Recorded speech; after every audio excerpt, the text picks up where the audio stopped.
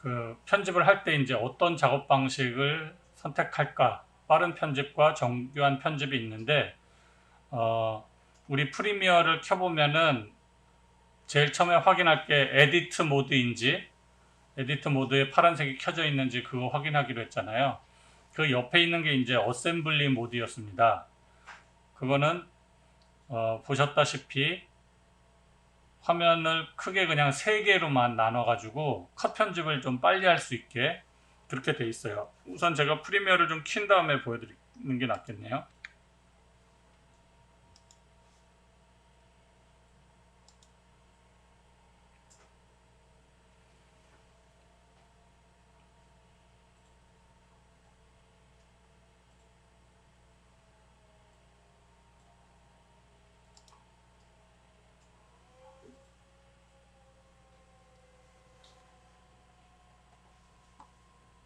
보시면 지금 뭐 컬러 모드로 떴는데 주로 이제 에디팅 모드로 해서 이렇게 주로 중요한 5개의 창, 여기 이제 프로젝트 창이고, 그렇죠? 프로젝트 창, 여기는 이펙트 컨트롤 창, 프로그램 모니터, 이펙트 창, 그 다음에 여기 타임라인, 이렇게 해서 이제 편집을 한다고 그랬죠. 그 옆에 보면 어셈블리 모드를 켜보면 그냥 이렇게 3개의 창으로 되는 거예요. 그래서 소스들을 쭉 불러와서 여기다 내려놓고 화면 보면서 그냥 툭툭툭툭 컷으로 붙이게끔 러프하게 편집하는 OK 컷 편집이라고도 말하는 그런 편집을 선택을 할 것이냐, 아니면은 정교하게 에딧 모드에 가서 할 것이냐는 이제 본인이 선택하면 된다는 겁니다.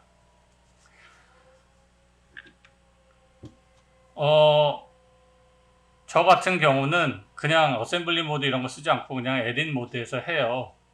화면이 만약에 작다면 노트북이나 이런 조그만 화면으로 한다 그러면 이 어셈블리 모드가 뭐 유용할지 모르겠지만, 결국은 여러분들이 하는 컨텐츠의 대부분들은 촬영하거나 뭐 만든 소스를 보면서 편집해가면서 할 거기 때문에 그렇게 굳이 뭐 나뉘지는 않을 것 같습니다. 또 길이에 따라서 영향을 받기도 하고요. 길이가 길다, 뭐 한 편이 뭐 1시간이나 되는 뭐 다큐나 드라마다, 그럴 경우는 이런 정교한 편집 모드로 해서 각 시퀀스를 막 나눠가면서 하는 게 좋다는 거죠. 그럼 넘어가겠습니다. 원하는 포맷의 시퀀스로 변경할 수 있을까? 네, 그렇습니다. 그래서 이제 이것도 한번 화면을 보여드릴게요. 여기서 편집을 하는데 처음에 우리가 이제 작업을 시작할 때 시퀀스를 만듭니다.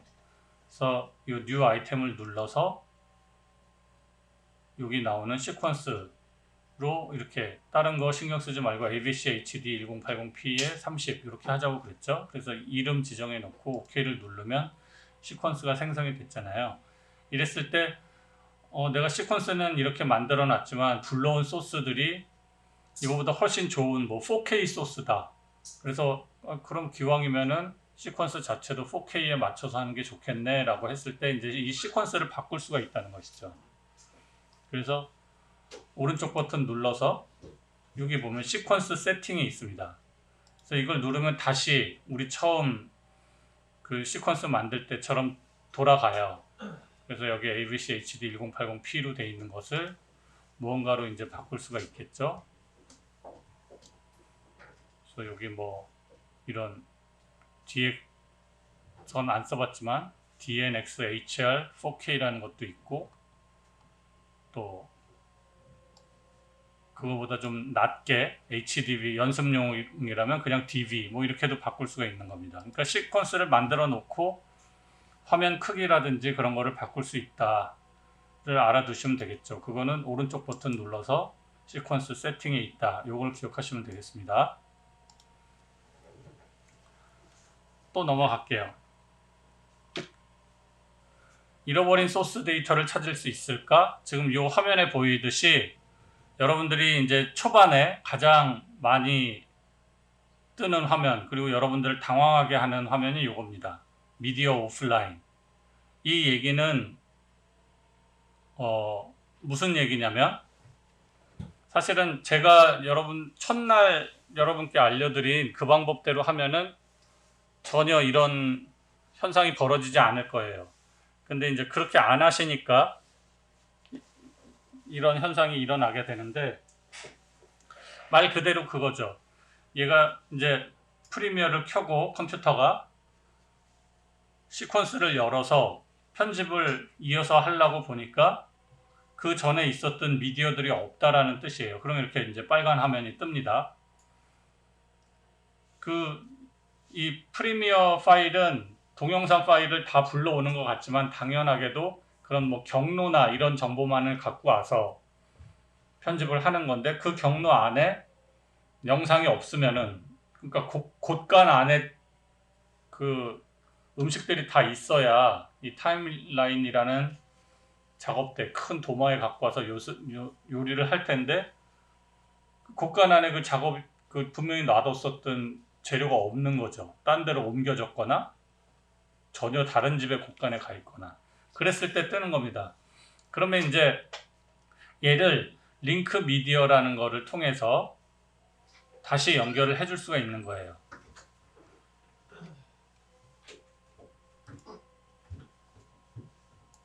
잠시만요. 혹시 그 사이에 또 들어오신 분들이 있나 확인 좀 하겠습니다. 네, 없네요. 자, 그래서 한번 예시를 보여드려 볼까요? 다른 걸 한번 열어서.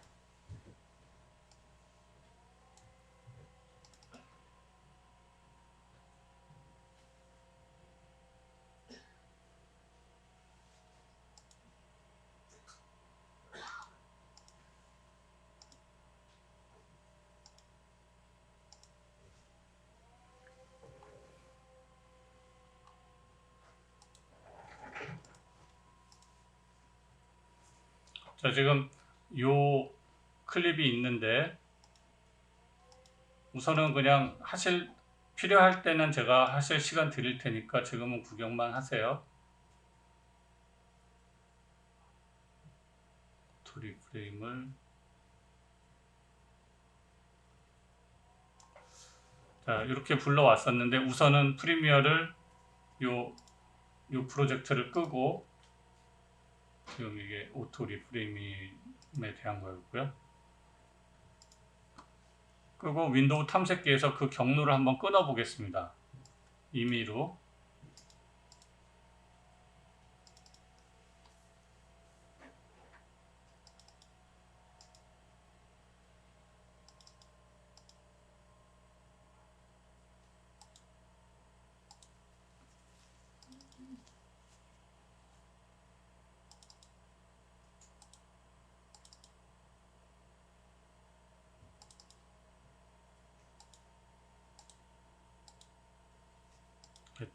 찾는 것보다 만드는 게 빠를 것 같아요. 금방 한번 좀 만들어서 보여드릴게요. 왜냐면 이거는 여러분들한테 종종 일어나는 일이기 때문에 빠르게 한번 좀 만들어 보겠습니다.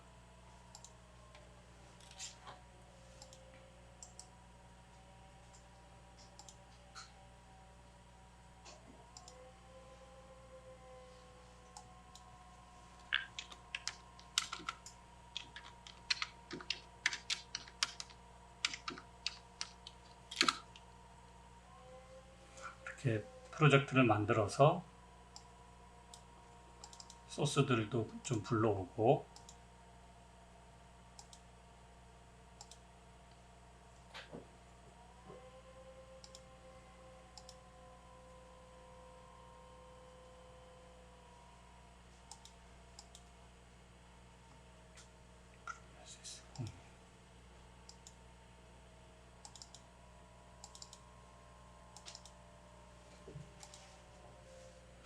이렇게 4개의 소스를 불러왔다고 치고 할게요. 여기 작업하는 거에. 요거는 좀 이따가 쉬는 시간 지난 다음에 다시 한번 여러분들 해보실 때에 다시 그 시간을 드리겠습니다. 네. 그래서 여기다가 이제 불러왔다 치고 요거를 불러오는 겁니다.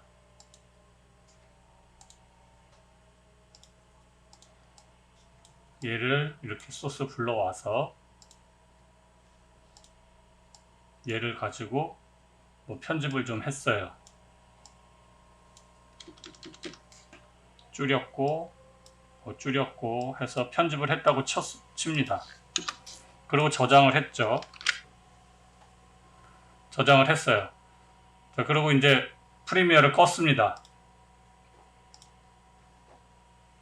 집에서 작업을 다 한 거죠.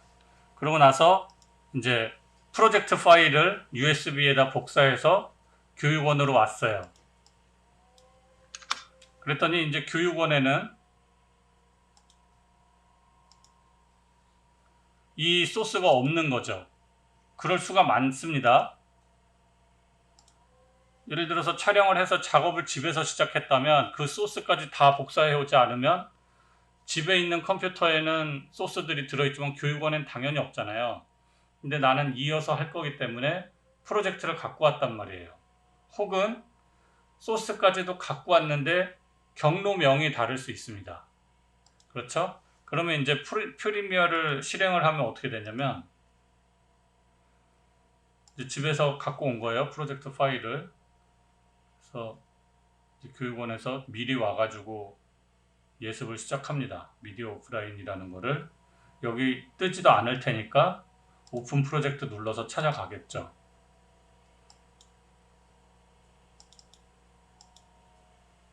여기 있는 거를 확인했고, 그러니까 USB에서 바로 연다고 치겠습니다. 아니면 얘를 제가 주의사항 말씀드린 걸 잘 들어서 D 드라이브로 복사했다고 치더라도 열기를 누르면 소스들이 떠야 되는데 없다고 링크 미디어를 시켜달라고 이렇게 뜨는 거예요. 그러면 이건 뭔지 모르겠어. 그래서 캔슬을 시키죠. 그러면 이렇게 뜨는 겁니다. 미디어 오프라인이라고 화면이. 그러니까 흔적들은 있는데 소스를 불러온 흔적들이 이 시퀀스에는 남아있는데 실제 소스에는 없다. 그래서 이렇게 미디어 오프라인이 뜨는 겁니다. 그랬을 때 이제 방법이 있다는 거죠. 당연히 그 소스들, 이미지든 음악이든 동영상 소스를 갖고 와야 되고 여기서 중간쯤에 보면 링크 미디어가 있어요. 여기 지금 이 아이콘을 자세히 보면 이렇게 물음표로 뭔지도 모르겠고 그래서 종이로 바뀌었죠 아이콘이. 그리고 물음표가 떠 있잖아요. 오른쪽 눌러서 링크 미디어를 누르면 아까 그 화면이 다시 뜹니다. 그럼 여기서 오프라인 어를 해버리면 얘 필요 없다라고 말해버리는 거고 우리가 이거를 경로를 지정을 해주려고 그러면 이제 로케이트를 눌러서 새로운 경로를 지정을 해줘야 되는 거예요. 그래서 이 프로젝트가 있었던 때를 중심으로 얘가 먼저 제안을 해줍니다. 근데 없죠? 그러면 이제 찾아가는 거예요. 그래서 이 소스 같은 경우는 아까 조정원의 선물에 기본적으로 들어있는 거였으니까 그래서 02번에 있었어요. 그래서 이제 얘를 그 중에서 얘였다. 그쵸? 이름이 여기 안내를 합니다. 오토리프레임 001 그리고 여기서 이제 그 002를 찾는 거예요. 그래서 얘를 지정을 해주면 다시 중간에 꺼져 버렸는데 이렇게 가서 2번으로 가서 떠 있는 거를 선택을 하고 OK를 누르면 이렇게 살아 돌아오는 겁니다. 근데 이제 4번, 3번을 내려놨는데 4번, 3번을 선택을 안 했었으니까 지금 다시 빨간색이죠. 4번도 한번 해보겠습니다. 링크 미디어 눌러서 로케이트를 하고 있을 법한 경로로 내가 찾아가서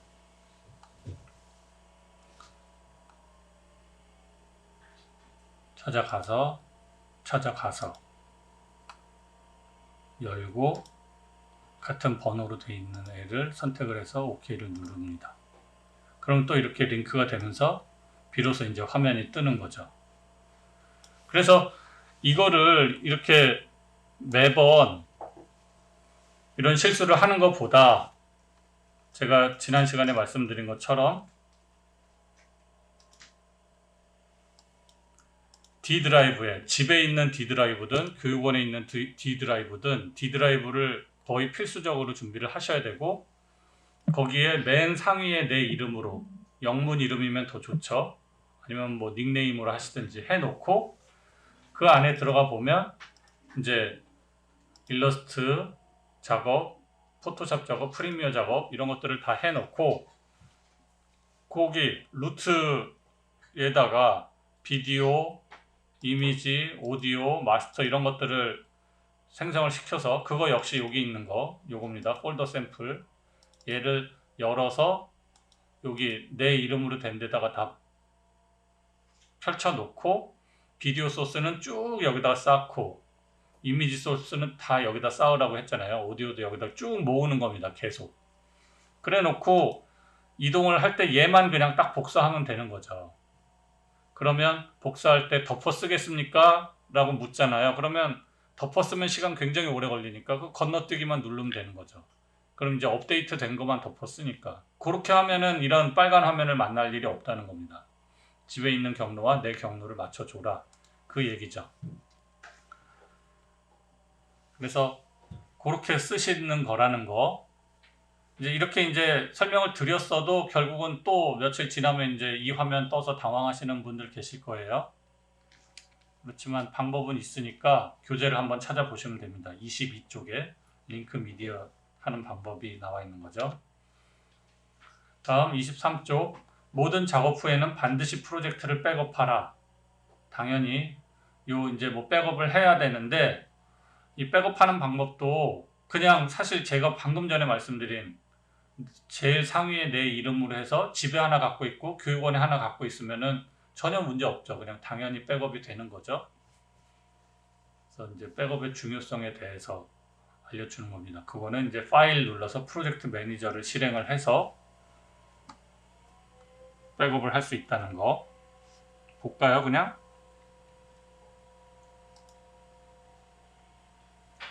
파일을 눌러서 프로젝트 매니저 여기 있죠? 눌러서 보면 이제 여기에 경로들 있고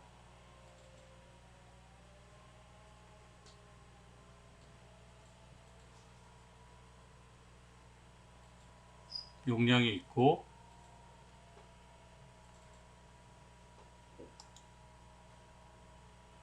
요런 것들을 보아두고 일단 노 누르고요. 이렇게 실행해서 표시하고 여기 시퀀스를 백업하고 또 프로젝트 원본을 변경할 수도 있고 또 사용하지 않는 클립을 포함하느냐 빼느냐 이런 것들을 옵션에서 선택할 수가 있다는 거죠. 자, 일단은 넘어가겠습니다. 이것도 짧게 하고 넘어가기로 했으니까. 그 다음에 이제 무거운 데이터를 실시간으로 재생할 수 있을까라고 얘기가 나와 있는데요. 프리미어는 이렇게 소스를 갖다 놓고 보면 이렇게 노란색이 뜬다고 했습니다. 얘도 한번 링크를 시켜 놓을게요. 타임라인에서도 링크를 시킬 수가 있죠. 그래서 마찬가지 조정원의 선물에 근데 이렇게 링크 시키는 거는 좋은 방법은 아닙니다. 경로가 다르니까 뭐 지금 되기는 했는데 기왕이면 경로를 맞추는 게 더 좋은 거라고 그랬죠.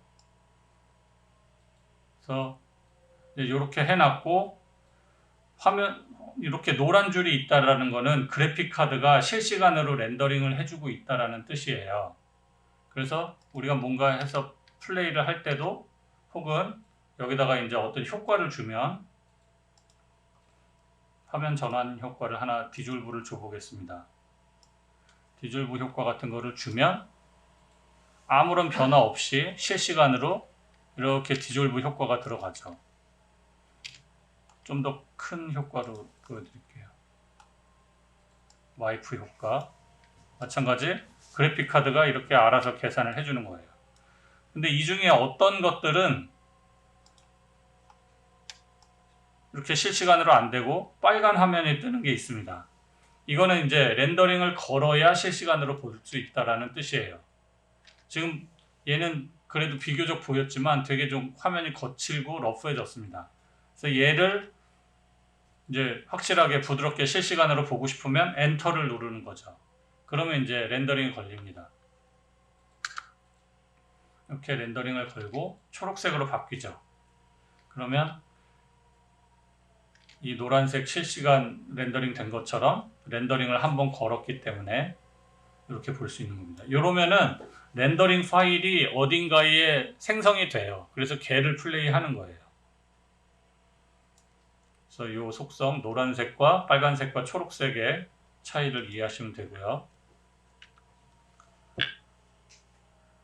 그 다음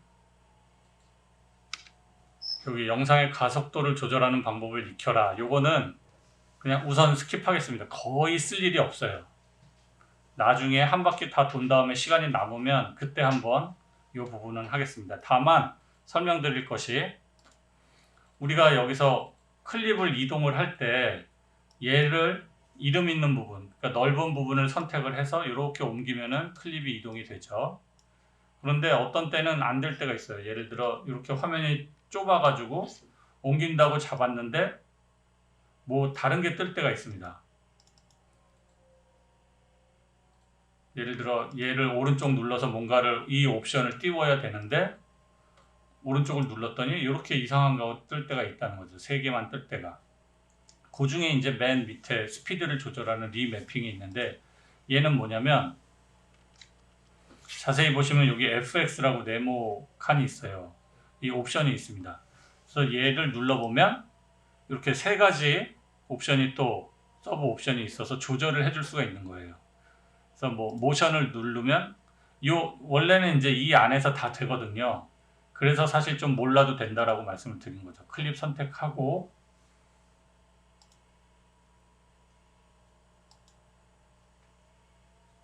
이펙트 컨트롤 창을 보면 여기 모션의 포지션 스케일 이런 거 다 있는데 그거를 여기 이제 조그맣게 넣어 놓은 겁니다.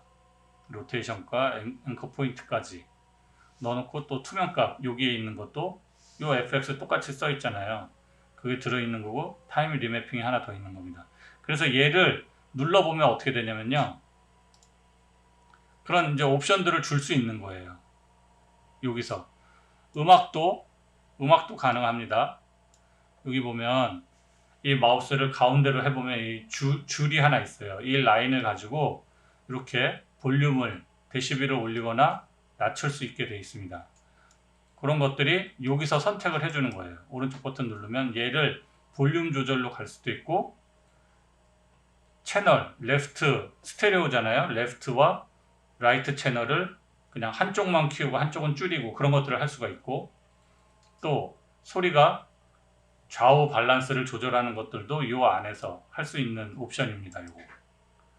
그래서 이제 그 중에 이 교재에서는 타임 리매핑이라고 해서 스피드로 모드로 해서 여기다가 이제 그걸 누르면 줄이 이렇게 생성되는 게 보이거든요.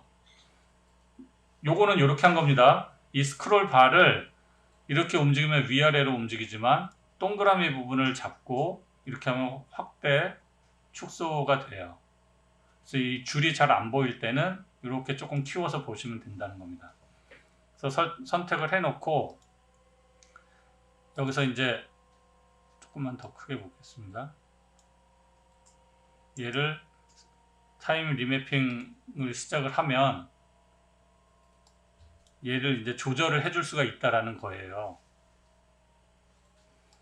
그래서 뭐 속도가 여기 더 키워보면 이렇게 키프레임을 만들 수 있는 게 생기는데 이런 거를 눌러서 이렇게 지정을 해놓고 분리도 되고 이렇게 하면은 속도가 다시 매핑이 된다는 거죠. 얘 지금 뭐 스틸샷이기 때문에 시간 조절이 어떻게 빨라졌는지 느려졌는지 그런 가속도가 붙었는지 안 보이지만 그런 게 가능하다는 얘기입니다. 쓸 일 거의 없어요. 정말 뭐 100개 작업하면은 그 중에 한 번 쓸 일이 있을까? 하여튼 요 속성, 요 안에 FX 안에 그게 있구나를 아시는 게 중요하고 그 다음에 뭔가 이 속성을 변화를 시켰으면 얘가 오렌지색으로 바뀝니다. 귤색으로. 그래서 뭐가 바뀌었구나 안 바뀌었구나를 확인해 보시는 거 그 정도만 생각하시면 되겠습니다. 그 다음에 26쪽에 클립의 오디오 볼륨 레벨을 조절을 하라. 그것도 이제 오디오 볼륨 조절하는 게 굉장히 중요합니다. 편집할 때. 그래서 마찬가지 요거 보여드렸잖아요. 이렇게 오디오 볼륨 조절된다고 그랬잖아요. 그쵸? 다른 소스를 하나 불러와 볼게요. 여러분들이 찍은 소스를 불러와서 거기에 있는 오디오를 좀 활용을 해보겠습니다.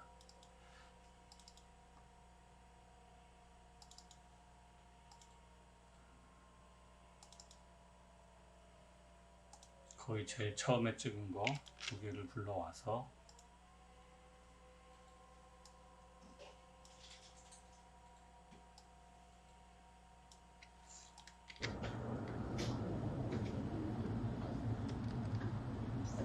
요게 더 낫겠네요, 소리가. 선생님이 반장님 그래서 이 볼륨은 말씀드렸나 모르겠지만 여기 했어요. 담당은 우리 마이너스 12라고 돼 있어요. 그죠? 그거를 기준으로 합니다. 얘보다 오르거나 내리거나 해서 빨간색까지 치지 않게끔 볼륨 조절을 해주는 게 좋아요. 그래서 얘는 이 파형만 봐도 볼륨이 지금 비교적 잘 돼 있는 거죠. 그런데 이제 이 볼륨 조절을 해주려고 그러면 좀 아까 보여드린 대로 이렇게 금융이 B님께서 직관적으로 해주는 방법이 있고, 지금 조절을 해줬더니 여기 FX가 노란색이 됐죠?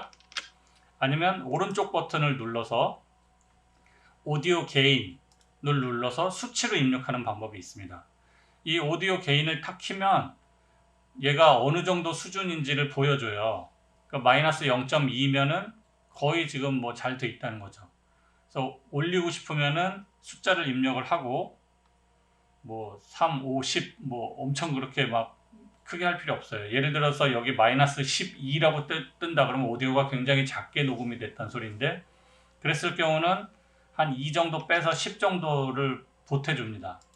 그러면 이제 이 파형이 이렇게 크죠. 금융이 그러면 이제 좀 빨간색이 B님께서 나오기 시작하죠. 반장을 추천을 네. 드리는 여기 걸로. 이렇게 뜨면 이제 이거는 잘못된 됐나요? 다 오디오가 찢어진다는 소리입니다. 그래서 그렇게 되지 않게 조절을 해주는 거죠. 자, 요거는 그럼 한번 해보실까요? 프리미어 우선 켜시고, 프리미어 켜는 것부터 좀 다시 하겠습니다. 자, 프리미어 켜는 거 따라 하세요. 우선 이거 끄고요. 자, 프리미어 실행하시고 조금 기다리겠습니다. 세팅까지만 같이 할게요. 홈 화면이 뜨셨나요? 이 화면이 다 뜨셨죠? 네, 그러면 오픈 프로젝트를 누릅니다. 지난 시간에 한 거 오픈 프로젝트 눌러서 여러분 이름으로 들어가셔서 조종원의 선물로 가서 빈 세팅 2022를 여는 거죠. 그리고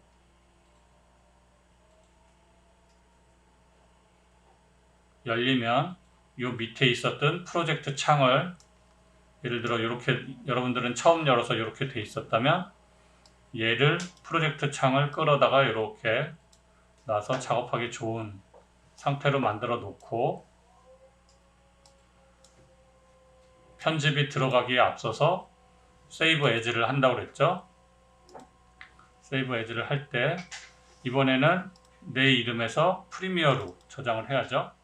그래서 여기다가 오늘 작업하실 폴더를 하나 만들어 놓고 2021 1207 언더바 주간 클래스 03, 저는 이렇게 하겠습니다. 그래서 폴더를 만들어서 그 안에다가 저장을 합니다. 이름도 바꿔야죠. 2021 1207까지만 저는 하겠습니다. 아니야, 다 보여드리죠. 몇 초 더 걸린다고. 이렇게 같은 이름으로 해서 저장을 했습니다. 그러면 이제 아까 그 빈 세팅으로 열었지만 걔는 변형시키지 않고 여기 저장이 되는 거죠. 그럼 이제 여러분들 소스를 불러오면 되니까 비디오에다 불러올 거니까 비디오 열어 두시고,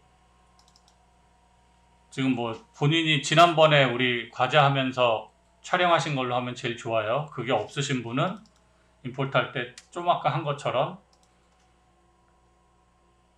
이렇게 있죠? 프리미어 예제들 그거 불러오시면 됩니다. 조정원의 선물에 여기 PRCC 여기 있었죠? 오늘 뭐 한 3번 열어보겠습니다. 큰 아이콘으로 뭐 어떤 비디오들이 있나 대충 보면서, 지금 오디오 연습도 해야 되니까 기왕이면 여러분들 촬영한 소스를 불러오세요. 이렇게 불러놓고 그 다음에 또 찍은 것도 불러놓고, 그렇게 하고 그 오디오 작업까지 조금 한 10분 동안 해보겠습니다.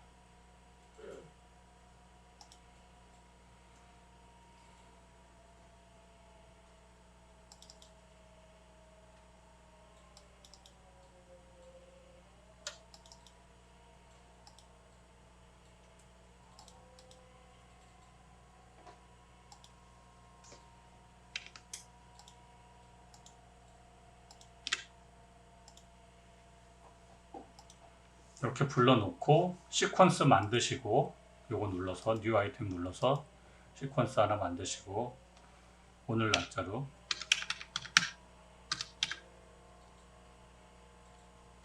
시퀀스 만드시고 거기다 이제 불러와서 하시면 됩니다. 그랬을 때 불러올 때 이제 묻는다고 그랬죠? 네가 만든 거랑 만든 시퀀스랑 소스가 다른데 어떻게 할래? 내가 만든 시퀀스를 유지할란다, 아니면 시퀀스를 바꾸겠다 해서 하시면 된다고 했어요. 네. 하시면서 안 되시는 거 있으면은 질문해 주세요. 10분 정도 하고 질문이 들어왔는데요. 예를 들어 이제 소스가 여러분들 이제 카메라 성능이 좋아졌기 때문에 스마트폰도 그렇고 보통 4K에 60p 정도는 그 찍히는 그런 디바이스가 좀 많아졌죠. 그래서 거기에 따라서 이제 컴퓨터 성능들도 좀 좋아져서 예전처럼 이렇게 나쁜 컴퓨터로만 할 상황은 좀 없을 것 같아요. 그래서 이제 시퀀스를 그러면 1080p로 안내를 해드린 이유는 유튜브의 풀 HD가 아직까지 그렇게 올라가고 있고 그 정도 화면이면 무난하기 때문에 안내를 해드린 거지만, 나는 이 컨텐츠를 뭐 슬로우 모션 같은 거를 좀 부드럽게 해서 좀 독특하게 만들려고 하는 거다. 그러면 시퀀스를 1080p로 만약에 하면은 나는 60프레임으로 찍었는데 그런 게 다 무용지물이 되는 거 아니냐, 이렇게 이제 질문을 주셨어요. 그래서 최종 아웃풋을 할 때 몇 프레임으로 뽑느냐, 그거에 따라서 결국 결정이 됩니다. 그러나 이제 편집할 때도 컴퓨터 사양이 받쳐준다면 60p로 찍었으면 60p로 시퀀스를 만들어 주는 게 좋겠죠. 그렇게 하면은 30p로 있는 소스들은 역시나 그 60p로 되어 있는 시퀀스 안에서 움직이는 거예요. 그리고 맨 마지막에 익스포트를 할 때 30p로 안 뽑고 60p로 뽑는다 그러면 좀 업스케일링이 되는 겁니다. 그런 방법이 있고, 우선 좀 소스를 좀 찾아놓고 좀 해볼게요. 어떤 분이 그렇게 찍으신 게 있을라나?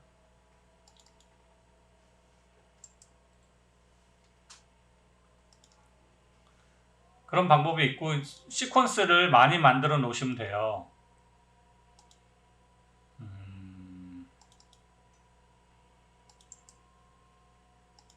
지금 속성에서 자세히라고 보면 이제 크기가 나오는데 다 좀 작게 찍으셔가지고,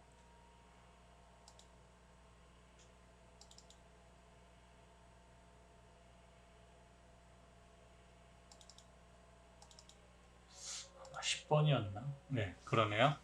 지난 시간에 봤었던 거, 예, 공룡 뭐 이런 것들을 열어보겠습니다.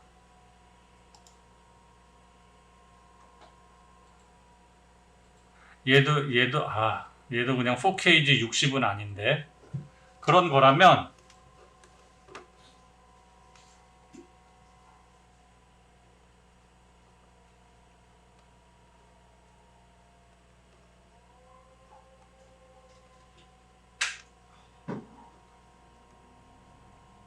잠시만요.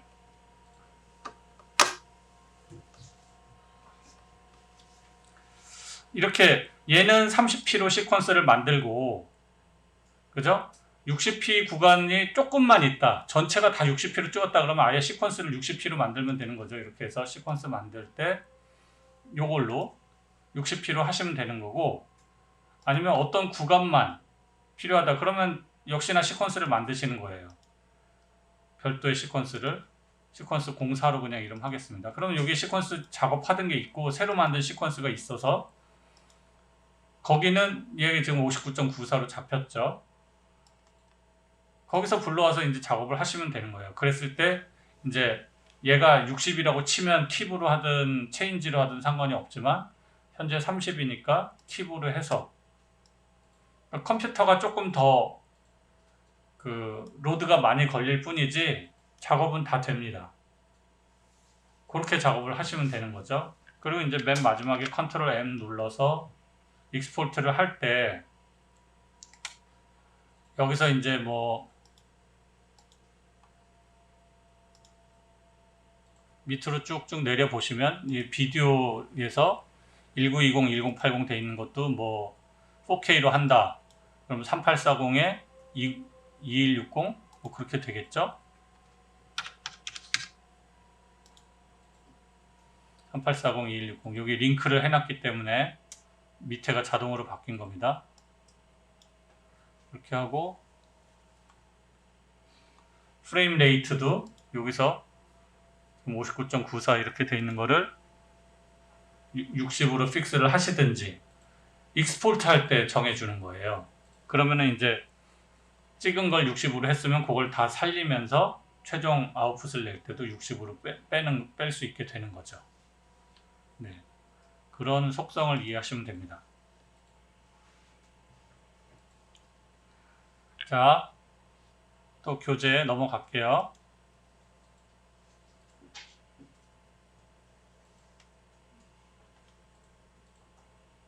얘도 이제 나중에 다시 한번 할 거니까 넘어갈게요. 그 다음에 흔들린 영상을 안정화할 수 없을까? 있습니다. 워프 스테빌라이저라고 해서 여기에 있어요. 그냥 흔들린 영상이 있으면 간단하게 이 이펙트에 비디오 이펙트에 들어 있습니다. 찾아 들어가기 힘들다면 여기다가 워프라고 치면 워프 스테빌라이저가 있죠. 얘를 적용만 해주면 이렇게 지가 계산을 해요.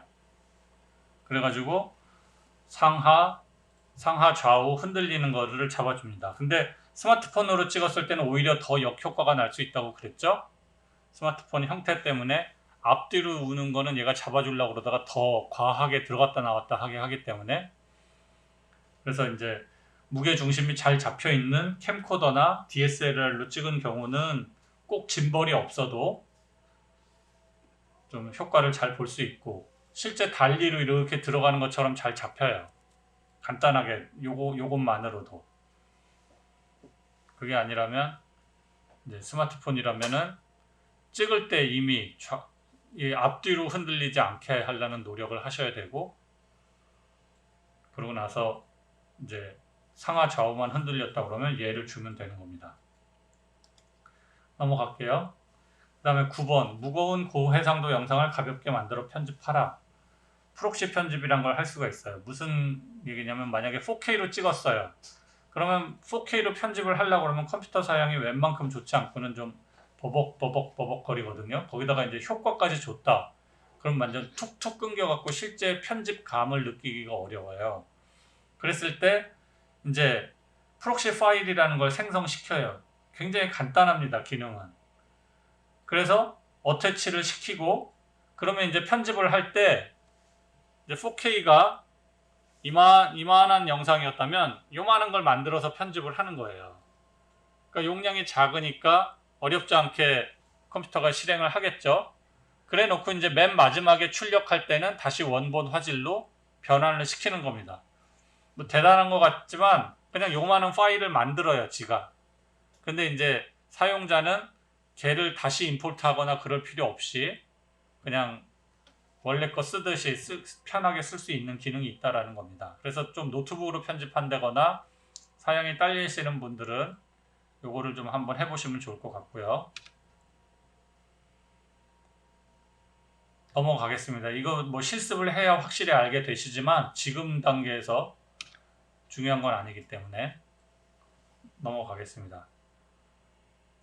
나 집에서 복습하려면 이 프록시 파일로 하는 거가 필수야 라고 하시는 분들도 우리 교재에 있는 예제들은 다 저화질이니까 걱정 없으시고 내가 직접 찍어서 연습하실 분들은 한번 잘 읽어서 한번 따라 해보세요. 수업을 통해서는 나중에 할 테니까요. 그 다음에 30페이지 넘어가면 이제 무료 소스, 유료 소스 어디서 구하는지 나와 있습니다. 그래서 뭐 언스플래시, 픽사베이 이런 데 가서 뭐 음악도 있고 이미지도 있고 영상들도 있고 그런 것들을 다운받아서 쓰시면 되고요. 자막은 제가 말씀드렸죠. 나눔서체, 고도체, 배달의 민족체, 여기 어때, 잘난체 이런 것들 쓰시면 된다고. 그 다음에 이제 유료 소스 제공 사이트도 있고 프리미어에서 여기 라이브러리 모드가 있어서 해서 내가 이제 정품 구매를 한 다음에 계정을 갖고 있으면 어도비 계정을 갖고 있으면 여기에 그런 것들이 뜹니다. 내가 찾아서 이렇게 그냥 갖다 쓸 수가 있어요. 템플릿들을. 그럼 이제 자동으로 과금이 되고 편하게 쓸 수 있죠. 그래서 뭐 저도 이제 만들 줄 알다 보니까 이런 거를 안 갖다 쓰는 편이긴 한데 또 제가 했었을 때 방송 시스템은 결국은 다 사람들이 다 직접 다 창작을 해서 외주를 주는 형태로 했었지만 지금은 이제 컴퓨터에 앉아서 혼자서 할 수 있는 거기 때문에 이런 데에 대한 투자도 굳이 뭐 아끼기만 할 필요는 없을 것 같더라고요. 제 주변에 실제 프로덕션 운영하면서 이렇게 하시는 분이 있어요. 이제 되게 전문가인데 뭘 모르는 사람이 짧은 시간 주고 한 일주일도 채 안 주고 돈 30만 원 주면서 1분짜리 홍보 영상을 만들어 주십사 부탁을 했대요. 그럼 사실 1분짜리 홍보 영상이다 그러면 실제 그 시장가라고 그럴까요? 그런 가격은 한 300 이상이거든요. 근데 이제 뭐 지인이었든 뭐든 너무 못 모르고 30밖에 없어요 했든 그래서 뭐 오케이를 했다는 거죠. 그러면 이제 이런 데서 그걸 갖다 쓰는 겁니다. 한 5만 원 정도 투자를 해서 갖다 쓰고 자기한테 편집이나 기획 능력이 있으니까 그 소스들을 이용해서 뚝딱 한나절 반 만에 한 이틀 만에 만들어서 주는 거죠. 오디오니 비디오니 다 소스 갖다가 그리고 이제 뭐 자막이나 거기 들어갈 내용만 거기에 맞게 최적화해 주면 되니까 그럼 결국 달랑 30만 원 받았지만 인건비 빼고 5만 원 쓰고 25만 원을 남겼다. 그러면 그것도 수익이 괜찮은 거니까 그런 것도 한번 생각을 해보세요. 여러분들이 이제 편집자가 되셨을 때. 그럼 5만 원 주고 산 건 다음에도 쓸 수 있는? 네네, 다음에도 또 쓸 수 있죠. 그 이제 업으로 하시려고 그러면 그렇게 투자도 해가면서 하시는 게 좋다는 거죠. 자, 이제 설치하기로 넘어가겠습니다. 설치는 지금 다 돼 있으니까 안 해보셨을 텐데 요거 따라서 그냥 어도비에서 하시면 됩니다.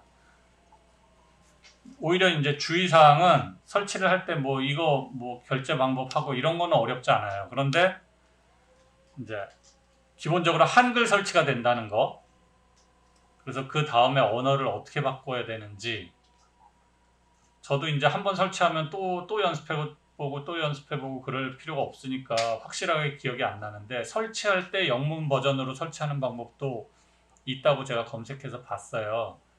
그래서 이제 요거를 구매해서 쓰실 분이 있으시다면 그걸 먼저 검색해서 할인 기간에 사시기를 추천드립니다. 보통은 이제 학생 버전 이런 거 해가지고 3월이나 뭐 요럴 때 많이 할인을 하죠. 방학하기 전이나 뭐 요럴 때 할인을 좀 대대적으로 해주니까 그때 하시고, 영문 버전으로 가급적이면 구매를 하시고, 또 간혹 이제 어둠의 경로로 구매하시는 분은 있으면 자동 업데이트 같은 거를 꺼 놓으시는 게 좋고요. 이게 이렇게 최신 버전으로 업데이트 하면은 서로 연동 안 돼서, 예를 들어서 우리 여기 프리미어 2021 깔려 있고 미디어 인코더 2021 깔려 있잖아요. 근데 얘가 2022로 업데이트가 됐으면 얘는 안 열려요. 그래서 또 얘까지 2022로 업데이트를 해야 되고, 좀 그런 식으로 돼 있습니다. 그래서 뭐 업데이트 하는 것도 그냥 속 편하게 자동 업데이트 뭐 이렇게 하시지 마시고, 물론 하는 게 좋지만, 그리고 그때 질문 나왔었는데, 이제 영상 안에 있는 말이 막 자막으로 자동으로 쳐지는 것들은 최신 버전이어야 되니까, 올해 7월에 나왔나 뭐 그래요. 그러니까 그거를 하신 이후에 유지를 하시는 게 좋겠죠. 그리고 이전 프로 버전을 설치하는 방법도 있고, 또 잠깐만요. 그때 이제 언급했었으니까 오늘 잠깐 시간을 내서 한번 찾아보겠습니다. 제가 여기 어디 있을 거예요.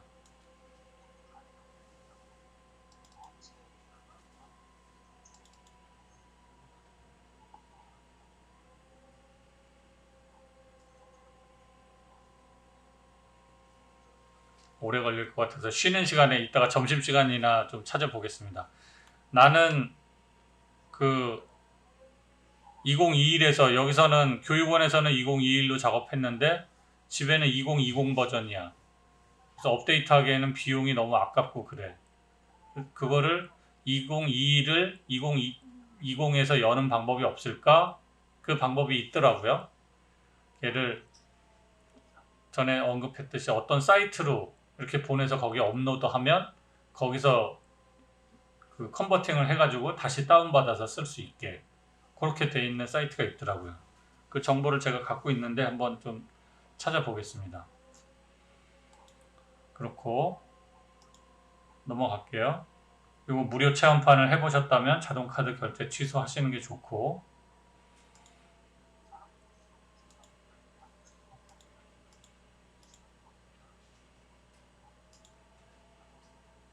계속 넘어가서 이 부분은 이제 우리 했었던 겁니다. 44쪽 성공적인 영상 편집을 위해서 사전 준비를 철저하게 해야 된다.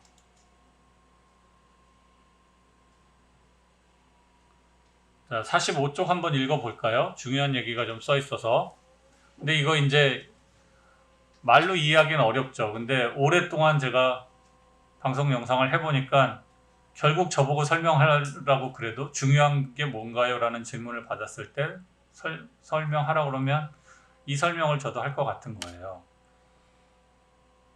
그러니까 영상 편집, 그러면 우리는 프리미어 다루는 거, 손 빠른 거라고 생각할 수 있지만 그게 아니라, 첫째, 이야기가 있는 영상에서는 단조로움과 지루함을 피하기 위해서 비슷한 크기의 이미지를 연속해서 사용하지 않는 게 좋고, 움직이는 피사체는 연속성을 유지한 채 동선에 맞춰 이어지도록 편집하여 부드럽게 장면을 연결합니다 라고 써있죠. 얘가 그러니까 촬영 때부터 이렇게 해야 되는 거예요. 그쵸? 지난 촬영 연습하면서 좀 체험을 하셨을 텐데, 제가 그랬죠. 한 2단계 점프해서 같은 내용을 여러 가지로 찍어라. 3곱하기3이라는 룰까지 만들어서 말씀드렸잖아요. 밥 먹는 장면을 찍는다. 그럼 내가 정한 이런 뭐 약간 루즈한 바스트 샷만 있었다면 그것만 찍어서는 안 되고, 그것만 반복해서 찍어서는 안 되고, 이 입으로 들어가는 클로즈업도 찍어야 되고, 뒤에서 찍은 뭐 오버숄더 같은 것도 있고, 같은 장면을 계속 그렇게 찍어야 편집할 때 단조로움과 지루함을 없앨 수 있다는 거죠. 또 움직이는 피사체도 마찬가지 여러 사이즈로 최소한 2단계씩 점프하는 그런 걸 하되, 그 연속성 또 방향성을 유지하면서 촬영을 하고 그렇게 편집하라는 얘기입니다. 그 다음에 이제 영화나 다큐멘터리 같은 영상은 먼저 영상만으로 대략적인 편집을 하고, 그걸 가편집이라고 한다고 그랬죠. 그 다음에 이제 나중에 배경음악, 효과, 자막 등을 삽입해서 종합 편집을 하는 그 수순을 따릅니다. 예를 들어 애니메이션은 반대로 할 때 많아요. 음악을 먼저 해놓고 거기에 맞춰서 동작을 만들죠. 헐리우드 같은 경우 유독 더. 그게 이제 더 완성도가 높기 때문에. 근데 그런 경우 외에 대부분은 사실 컷 편집을 해놓고 종합 편집을 이제 따로 하는 거죠. 세 번째, 비디오와 오디오가 조화를 이뤄 박자가 맞다면 마치 지휘자의 오케스트라가 하나가 되듯 리듬감을 살린 편집이 되며 시청자는 영상을 좀 더 즐겁게 감상할 수 있습니다.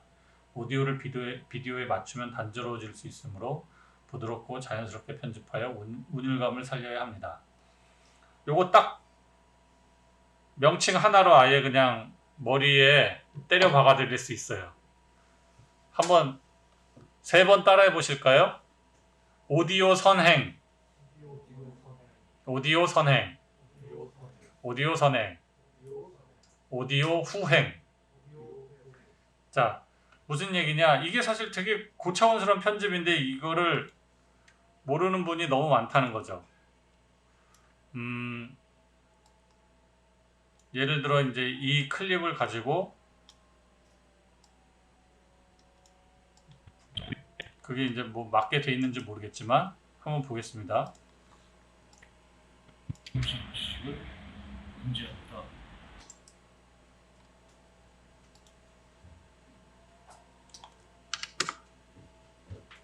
예, 교육원 내 음식을 금지한다. 모두의 안전을 위해 양해. 네, 이렇게 했다고 치기에 잘 안 들리지만 바이러스 확산 방지를 위해 한 번 이렇게 찍었고 두 번째는 이렇게 찍었다고 가정을 할게요. 그래야 편집이 되니까요. 교육원 내 그죠? 그랬을 때 얘는 같은 그림이기 때문에 그림이 딱 붙는 느낌이 날 겁니다. 오디오 선행, 오디오 후행이 뭐냐면 이렇게 컷이 넘어가면서 오디오도 같이 바뀌게 하지 말라는 거죠. 보세요. 이 소리가 아주 크면 좋겠는데 교육원 내 여기서 확산 방지를 위해 교육원 내 이렇게 하면 좀 튀는 느낌이 나요. 그랬을 때 이제 오디오를 어떻게 하냐면 오디오만 선택을 해주고 지난 시간에 배운 B키로 이렇게 같은 오디오니까 이렇게 해줘 봅니다. 그리고 합쳤어요. 그러면 요게 오디오가 선행이 된 거죠. 전 비디오는 여기까지 갔지만 뒤 오디오가 먼저 나온 겁니다. 그러면 서로 이렇게 교대로 나오기 때문에 그림이 훨씬 부드럽게 넘어가요. 그래서 모든 드라마나 영화는 이런 식으로 한다. 다큐도 마찬가지 라고 생각하시면 됩니다. 그러니까 시간이 되게 없거나 딱딱 맞춰서 떨어져야 되거나 그런 경우가 아니면 대부분은 오디오 이렇게 편집한다고 생각하시면 돼요. 마찬가지 BGM을 넣습니다. BGM도 뭐 불러와 볼게요.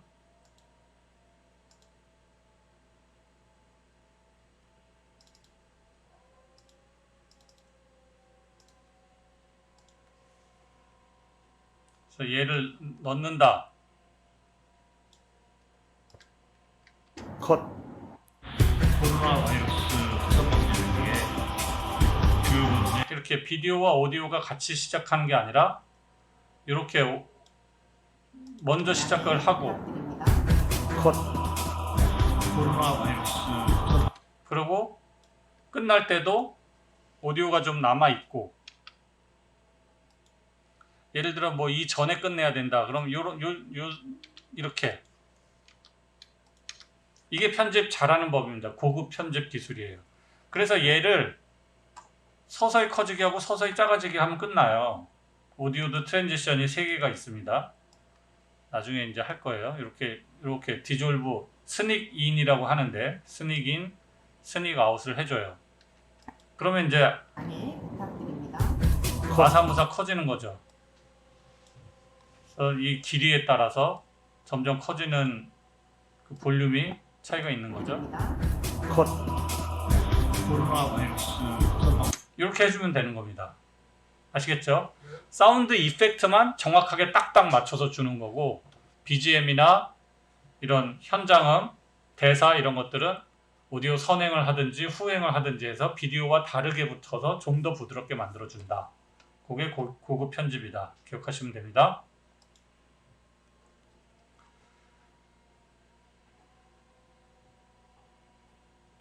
자, 초보 편집자라면 위와 같은 기본 원칙을 준수하여 작업해야 하지만 의도적으로 영상 편집의 기본 원칙을 무시해서 새로운 결과물을 얻을 수도 있습니다.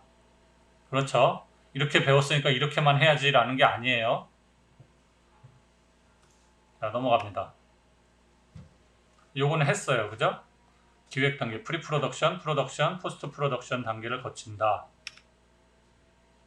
요거 한번 다시 짚어볼까요? 다 기억을.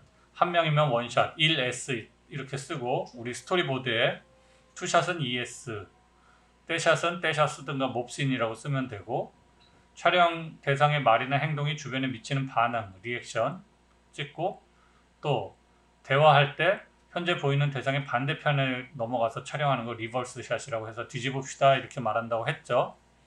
마스터 샷이라는 거는 전체 분위기를 한눈에 보기 위해서 시간, 공간, 내용을 중심으로 촬영을 하는 샷들, 구축샷과 일맥상통하는 부분이 있다고 했어요. 오버숄더는 뭐 설명 안 해도 이제는 잘 아실 거고 시점샷도 아실 거고 스위시펜이라고 해서 피사체 속도나 진행 방향에 맞춰서 카메라를 이동하면서 화면을 점점 흐리게 하는 거.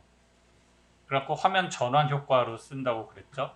더 중요한 건 이제 헤드룸과 루킹룸, 3분의 1 룰, 그리고 가상 이미지너리 라인, 그리고 다 오토로 놔두고 화이트 밸런스만 맞추고 쓰자. 이거는 이제 여러 번 반복해서 했습니다. 다시 한번 말씀드릴게요.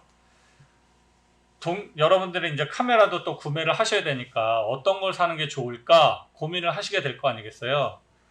그래서 나는 촬영 자체가 좋다, 적성에 맞다, 막 렌즈 바꿔가면서 기계에도 관심 있고 그런 거 위주다. 스토리나 뭐 이런 건 모르겠고 나는 예쁜 장면, 독특한 장면 찍어내는 게 좋다. 그러면 이제 모르겠어요. 그럴 때는 뭐 좋은 카메라, 화소 좋은 카메라, 또 렌즈 막 최소 3개에서 몇 개 이렇게 해도 좋지만 정말 중요한 거는 동영상은 상황을 담아내는 작업입니다. 내가 세팅을 해갖고 어느 한 컷에 압축하는 게 아니라 있는 상황을 다 담아내게 돼 있기 때문에 촬영은 최대한 편해야 돼요. 간단해야 돼. 내가 뭔가 다른 카메라 조작을 덜 해야 돼. 그래야 그 상황에 집중할 수 있죠. 대사가 됐든 연기가 됐든 뭐 표정 연기가 됐든 구도가 됐든 색깔이 됐든. 그렇기 때문에 카메라는 편해야 됩니다. 그래서 동영상 찍을 때는 캠코더가 사실 좋은 이유가 그거예요. 그냥 들고 레코딩 누르고 줌 버튼만 하면은 지가 알아서 포커스 맞춰주고 막 하니까. 그런데 그럼에도 불구하고 이제 화이트 밸런스만 수동으로 두라는 거죠. 그러면 됩니다. 화면 사이즈 다 했고 이 용어들을 적용해서 스토리보드에다가 넣으셔야 되는 거죠. 앵글 공부했습니다. 부감, 아이 레벨, 안각, 다시 하이 앵글, 아이 레벨, 로우 앵글 이런 거 다 공부했고요. 이런 과정을 통해서 공부한다고 했고 편집 과정은 처음에 이제 OK 컷을 쭉 뽑습니다. 그거를 이제 OK 컷 편집이라고 해요. 아까 어셈블리 모드. 그러니까 여러분들도 이 과정을 따르시는 게 좋아요. 왜 좋냐면 촬영을 지금 우리 실습하듯이 지금 나가서 찍어와서 편집할 때는 다 기억이 나지만 어떤 프로젝트, 예를 들어 여행 프로젝트다. 그러면 최소 2주에서 한 달 정도 후에 편집을 시작하게 되거든요. 그러면 이제 영상을 쭉 보면서 기억을 되새기는 거죠. 다시 한번 갔다 온 것처럼. 그래서 쫙 불러다가 OK 컷을 쭉 모으는 작업을 하시는 게 좋습니다. 그 다음에 이제 순서를 맞추고 디테일한 본 편집에 들어가고 이후에 자막 넣고 색 보정하고 효과 넣고 하는 종합 편집 순으로 요 순서대로 편집을 하는 게 효율적입니다. 샷과 샷을 창의적으로 결합하는 몽타주. 그러니까 편집은 몽타주라는 게 있고 미장센이라고 있어요. 그것도 뭐 사실 하루 이상 수업을 해야 되는 내용이라서 그냥 좀 넘어가겠습니다. 몽타주라는 거는 그러니까 모자이크랑 좀 비슷하다고 봐야 되나? 그러니까 컷을 연결을 하잖아요. 그래서 스토리를 만들잖아요. 그런 것이라고 샷과 샷들이 결합되는 것을 몽타주 편집이라고 생각하시면 되고, 미장센이라는 거는 화면 안에 이미 세팅을 해놓은 거, 설정을 해놓은 거. 우리나라 영화 중에서 가장 교과서적으로 쓰이는 것들이 옛날 임권택 감독님의 서편제 영화 중에 거의 2분짜리 롱테이크 샷이 있어요. 저기서부터 배우 셋이 이렇게 굽이굽이 그 진도 아리랑인가요? 아리랑 하면서 막 오는 게 있어요. 그 자칫 지루할 수 있죠. 그런데 카메라를 거기다 놓고 그렇게 사이즈를 잡고 구도를 그렇게 만들어 놔서 그 안에서 움직이게 하는 거. 또 다 나눠놨죠. 길과 양쪽 배경과 해서 아주 안정감 있는 구도 만들어 놓고, 의상은 뭐를 입었고 어떤 소품을 들었고, 이런 것들이 이제 다 미장센입니다. 여담을 말씀드리자면, 제가 방송 처음 시작할 때 임권택 감독님이 와서 이제 특강을 하셨는데, 그 장면 찍을 때 이제 저 멀리서부터 요만한 사람들이 노래하면서 카메라 앞까지 오거든요. 그랬을 때 다 왔을 때 바람이 좀 이렇게 살 불어줬으면 정말 대박이겠다. 치맛자락이 이렇게 날리면서 그랬으면 좋겠다라고 막 자기들끼리 얘기하면서 기다렸는데, 정말 딱 앞에 왔는데 바람이 불어주더래요. 그래서 이거는 신이 선물해 주신 컷이라고 그렇게 얘기를 했답니다. 아니나 다를까 이제 늘 회자되는 그런 장면이 됐죠. 자, 요거 넘어가겠습니다. 좋은 장면 고르고 당연히 올바른 순서대로 정리해야 되고, 요게 여러분들 아직 익숙하지 않으신 거예요. 어떤 샷 다음에 어떤 샷을 붙이는 게 더 효율적인지를 잘 모르시는 거죠. 이거는 그냥 계속 해봐야 됩니다. 해보고 시청자의 반응을 살펴보고, 이 길이도 그래요. 한 샷, 앞에 샷을 길게 주느냐 뒤에 샷을 길게 주느냐에 따라서 느낌이 전혀 달라지거든요. 많이 해보셔야 됩니다. 그리고 오디오 편집은 항상 완벽해야 됩니다. 비디오보다도 오디오가 오히려 툭 끊어지거나 묵음이 갑자기 들어오거나 그러면 몰입감이 그냥 완전히 떨어져요. 뭐라 그럴까요? 오게티? 예를 들어서 내가 좋아하는 어떤 물건이 있어요. 근데 별 흠결이 없어. 그러면 그냥 좋다 그러고 즐길 수 있지만, 어느 날 거기 뭐 빨간색 홈이 패였어. 그럼 어때요? 그 좋은 물건이 안 보이고 그것만 보이잖아요. 그것만 신경 쓰고. 사람은 좀 그런 속성이 있단 말이죠. 근데 오디오 편집을 잘못하면 이제 그렇게 돼요. 아무리 비디오 짧게 해놨어도 거기서 한번 탁 몰입이 깨지면 계속 그 생각이 나기 때문에 완벽하게 오디오 편집을 해야 되는 겁니다. 영상 효과는 나중에 트랜지션 공부할 때 다시 말씀드릴게요. 안 넣을수록 좋다. 페이드 인, 페이드 아웃, 디졸브 정도만 쓰는 거예요. 낮 시간에 이제 다들 출근하고 그러면은 한 10시쯤에 동네 방송 나와요. TV에. 무슨 뭐 신선한 재료, 뭐 넓은 주차장, 연애석 완비 뭐 이러면서 동네 식당 같은 거 광고도 나오고 그러잖아요. 케이블 방송에서. 그 광고 보면 어떤 것들은 진짜로 효과로 발라놓은 게 있어요. 컷 넘어갈 때마다 막 효과 줘가지고. 그래서 뭐 되게 요란하고 막 액티브한 것 같지만 다 보고 나면 뭘 본 건지 기억이 안 나요. 그 동세만 기억이 나는 거지 뭔 광고인지 모른다는 거죠.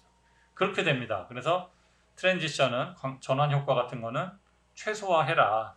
정말 꼭 필요할 때만 쓰는 거다. 백업 중요하다. 그런 겁니다. 자, 여기서부터는 조금 집중을 해볼까요? 필요한 용어니까. 앞에 거는 이제 좀 지루했어도 좀 조셔도 됐었는데, 요거는 이제 필요한 영역입니다. 필수 편집 용어. 컷, 자르는 거죠. 그러니까 편집의 기본 단위면이기도 하고, 샷의 중간을 잘라서, 앞뒤 잘라서 딱 필요한 것만 남겨둔 것을 컷이라고 했죠. 불필요한 부분까지 있는 것은 샷이라고 했고, 요거요. 카메라 레코딩 버튼을 눌렀다가 다시 눌러서 뗄 때. 그러니까 우리가 이제 좋은 습관을 들였다면 샷은 이렇게 돼 있죠. 하나, 둘, 셋 하고 카메라 웍이 되고, 아니면 대사를 하고 연기를 하고, 그러고선 컷 할 때까지 하나, 둘, 셋, 넷이 들어있는 거죠. 그게 한 샷. 근데 컷은 앞에 홀드 하나, 둘, 셋 중에 하나, 둘 빼버리고 뒤에도 하나, 둘, 셋, 넷 중에 하나, 둘 이후 잘라버리고 그런 것이 이제 컷이라는 거. 그렇게 해서 이제 남은 것들이 이제 클립이라고 또 합니다. 편집할 때. 영상 클립 하나, 요런 거죠. 요거 하나하나를 클립이라고 하는 거예요. 동영상 클립. 예, 오디오 클립. 이렇게 얘기를 합니다. 다음 이제 컷들이 모여서 씬을 이루고 씬이 모여서 시퀀스가 되고 시퀀스가 모여서 한 작품이 되는 거죠. 어셈블 편집은 OK 컷이라고도 하는데 OK 샷의 번호를 매겨서 순서대로 OK 컷만 모아두는 거예요. 이렇게 136이 있고 2547 이렇게 씬을 나눠서 촬영하게 되잖아요. 장소 이동에 따라서 예를 들어서 교실 씬이다. 그리고 밖에 나갔다 다시 교실 들어온다. 그러면 실제 촬영할 때 찍고 나가서 찍고 들어와서 찍고 이렇게 할 필요가 없죠. 여기서 1번, 3번 찍고 2번 찍고 나중에 편집하면 되잖아요. 그 얘기입니다. 어셈블 편집은 그렇게 된 거를 나눠서 편집하는 거. 인서트 편집은 중간에 다른 샷을 끼워 넣는 거죠. 오버레이는 덮는 겁니다. 자, 보세요. 프리미어로 보여드릴게요. 예를 들어 요 컷을 요 사이에다가 넣고 싶어요. 그러면 한번 잘 보세요. 요 사이에다가 이렇게 해버리면 어떻게 되죠? 자, 여기 조금 더 긴 샷이 있으면 좋겠어서. 네, 여기 있네요. 요 샷이랑 요 샷 사이에 얘를 넣고 싶어요. 그래서 여기다 맞춰서 넣었단 말이죠. 그럼 어떻게 됐죠?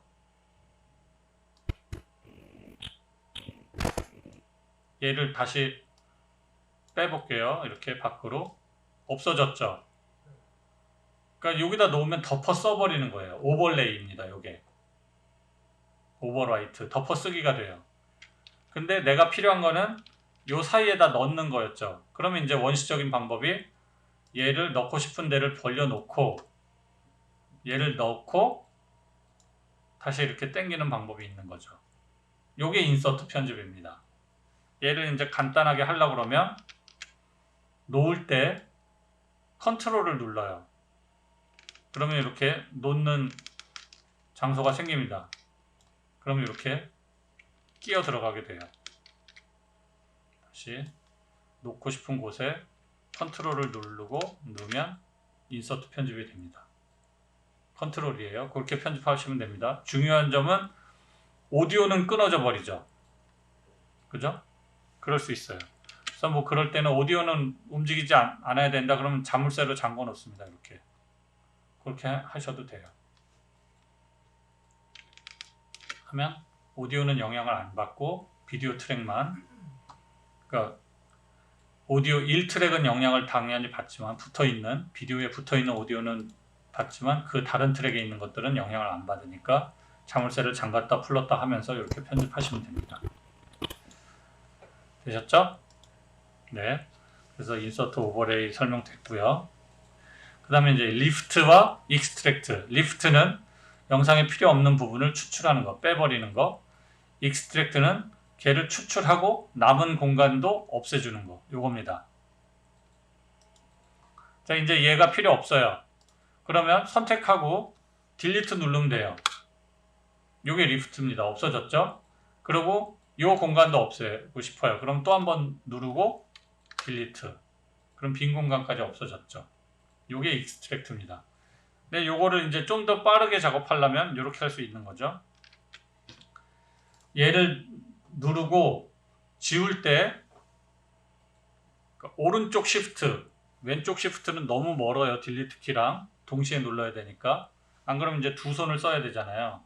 그래서 왼쪽 시프트 누르고 딜리트를 합니다. 그러면 지우면서 당겨와져요. 됐죠? 네. 이런 방법도 있습니다. 예를 들어 이 클립을 한꺼번에 다 버리는 게 아니라 이 중간까지만 버리고 싶어요. 그러면 이렇게 하는 방법이 있겠죠. 이렇게 인디케이터를 놓고 컷으로 놔둬서 자르고 V 눌러서 선택 툴로 바꾸고 딜리트를 누르든가 아니면 Shift 딜리트를 눌러서 지우는 방법이 있겠죠. 이렇게 하는 방법이 있는데 그거보다 더 그냥 쉽게 할 수 있는 방법이 단축키 B입니다. B. 요거 리플 에디트 툴 이렇게 원하는 곳에 인디케이터를 놓고 B를 눌러요. 여기 한영 전환 제대로 돼 있나 보시고 영문 모드에서 B를 누르면 리플 에디트 툴로 바뀌었죠. 그럼 그 클립의 끝으로 갑니다. 그러면 이렇게 노란색 괄호로 바뀌어요. 걔를 이렇게 당기면 한 방에 그냥 잘라지면서 뒤에 거 딸려옵니다. 되셨죠? 익스트랙트 편집.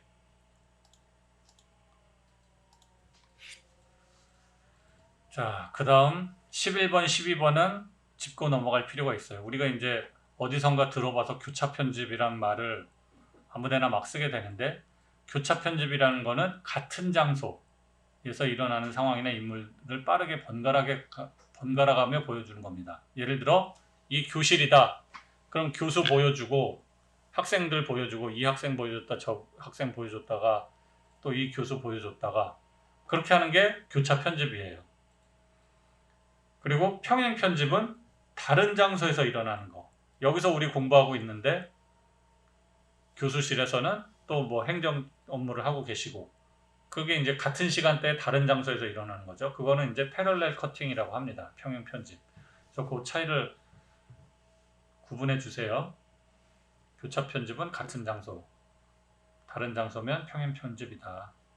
그 다음에 이제 순차 편집이 있고 시간 흐름에 따라서 이야기를 끌어가는 것. 제일 흔하죠. 컷백. 컷백은 갑자기 다른 장면이 나타났다가 다시 원래의 장면으로 돌아가는 거. 플래시백은 컷백에서 발전한 장면 전환으로 이야기 전개 중 순간적으로 과거로 거슬러 올라가는 거. 이해되시죠? 그 뭐 어떤 분 기획안 그거 있었잖아요. 식당. 식권. 내 식권. 뭐 이렇게 해서 기억을 더듬어 보는 신호가 있었잖아요. 그럴 때 들어오는 것이 플래시백이죠. 컷백의 일종인. 네. 뭐 컷백은 이런 거 있을 수 있겠죠. 뭐 가다가 누구 소개를 하는데 스틸 딱 잡아놓고 자막이 뜨면서 이름 뭐 성격 뭐 직업 뭐 특기 뭐 별명 뭐 소개하고 다시 플레이 된다든지 이런 것도 이제 컷백의 일종이죠. 타임 코드는 요겁니다. TC라고 쓰고요. 요 타임 코드. 자, 여기서도 이렇게 돼요. 타임 코드에 마우스를 올려놓으면 좌우로 이렇게 가면서 여기서도 볼 수 있고 한번 클릭하면 숫자를 입력할 수도 있습니다. 10000 하면 1분 땡땡땡으로 딱 이동을 하는 거죠. 10000 그럼 10분으로 가고 그렇게 되는 겁니다. 근데 실제 우리 영상 편집에서는 이거 쓸 일 많지 않아요. 모션 그래픽을 만든다고 그러면 이렇게 초 단위 프레임 단위로 정확하게 편집을 해야 되지만 영상 편집을 이렇게 하려고 그러면 되게 기계적이 돼서 자연스럽지 않습니다. 그래서 비추해요. 다만 이제 뭘 찾아갈 때 검수를 받았어 내가. 아니면 검수를 해줘야 돼. 그러면 한 3분 50초쯤에 거기에 자막 오타 있다 이러고 했으면 내가 그거 수정을 하려고 그러면 그 수정 요청서를 보고 035000 이런 식으로 해서 금방금방 좀 찾아갈 수가 있겠죠. 그럴 때 쓰는 겁니다. 어쨌든 얘를 타임 코드라고 하고요. 그 다음 BGM 부금이라고 하는 거는 백그라운드 뮤직이고 키잉은 특정한 영상 신호를 중첩 대상으로 선택해서 다른 영상이나 이미지를 삽입하는 거. 크로마키 우리 들어봤죠? 뒤에 초록색 배경에서 찍어서 합성할 때 그 키가 요겁니다. 오버랩은 디졸브라고 더 많이 쓴다고 그랬죠. DISS 이렇게 해서 디졸브라고 한다고 그랬죠. 나레이션은 NAR, FYFO, 페이드 인 페이드 아웃이죠. 디졸브 여기 나왔고 와이프 같은 경우도 가끔 써요. 와이프는 우리 와이퍼 있잖아요. 차 유리 닦는 거 닦아내면서 화면 전환이 되는 거고 푸쉬는 앞 화면을 뒷 화면이 밀어내는 거죠. 그리고 이제 마스크는 포토샵 일러스트에서 특히 포토샵에서 많이 해보셨듯이 이렇게 마스크를 따서 그 부분만 어떻게 하는 거. 그리고 이제 싱크로나이저는 이제 동기화 시키는 겁니다. 그래서 우리 예능 보면 이렇게 하잖아요. 슬레이트도 아닌데 이렇게 박수 치잖아요. 카메라 뭐 열 몇 대 있는데 이거 왜 칠까요? 이 싱크를 맞추려고 하는 거예요. 박수를 딱 녹음을 해보면 그 파형이 2프레임 정도만 탁 치거든요. 그러면 이제 그게 없으면 비디오를 일일이 보면서 눈 깜빡이는 거에 맞춰서 동기화 하든지 해야 되잖아요. 근데 이 박수를 딱 쳐놓으면 그 오디오를 중심으로 짜자작 자동으로 싱크로나이즈를 할 수 있기 때문에 박수를 치는 겁니다. 넘어갈게요. 56쪽 해상도 이해하기. 지금 우리가 쓰는 건 여기 요거 있네요. 10번에 그죠? ABC HD. 그 외에 DV니 뭐 이런 것들은 다 옛날 거. 정말 조그만 화면. 화질 후지고 정말 조그만 거. 심지어는 방송에서 쓰던 베타캠, 디지베타캠 이것도 요즘에는 쓸 수 없는 그런 조그만 화질인 거예요. 그래서 요거 기억하시면 되고, 해상도라는 거는 요거죠. 풀 HD. 요 모니터가 지금 아마 이 프로젝터 때문에 풀 HD도 안 되는 것 같은데, 여러분들 쓰고 있는 건 지금 풀 HD죠. 4K는 그거의 4배라고 보시면 됩니다. 1920, 1080이 이제 곱하기 2를 하면 이 수치가 나오지만 그 안에 곱하기가 더 있기 때문에 4배가 되는 거죠. 그래서 컴퓨터를 구비를 하시려고 하시는 분이 있다면 모니터를 조금 큰 거, 최소 27인치의 4K나 뭐 QHD라고 있어요. 그 정도는 되는 거를 구비하시기를 권장합니다.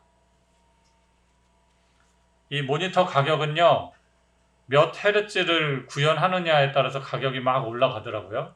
근데 게임 모니터를 주로 게임 모니터로 하면서도 편집을 할 거다 하는 게 아니라면 그냥 60Hz만 돼도 괜찮아요. 120Hz, 144Hz, 165Hz 막 이런 거 하려고 그러면 값이 막 뛰니까 이런 영상 편집용은 60Hz만 돼도 괜찮다. 왜냐면 가격이 왕창 싸지거든요. 그래서 그런 거 좀 감안하셔서 구비하시면 되고, 여기 영상 포맷 종류 여러 가지 있으니까 읽어보세요. 우리는 3번에 있는 ABC HD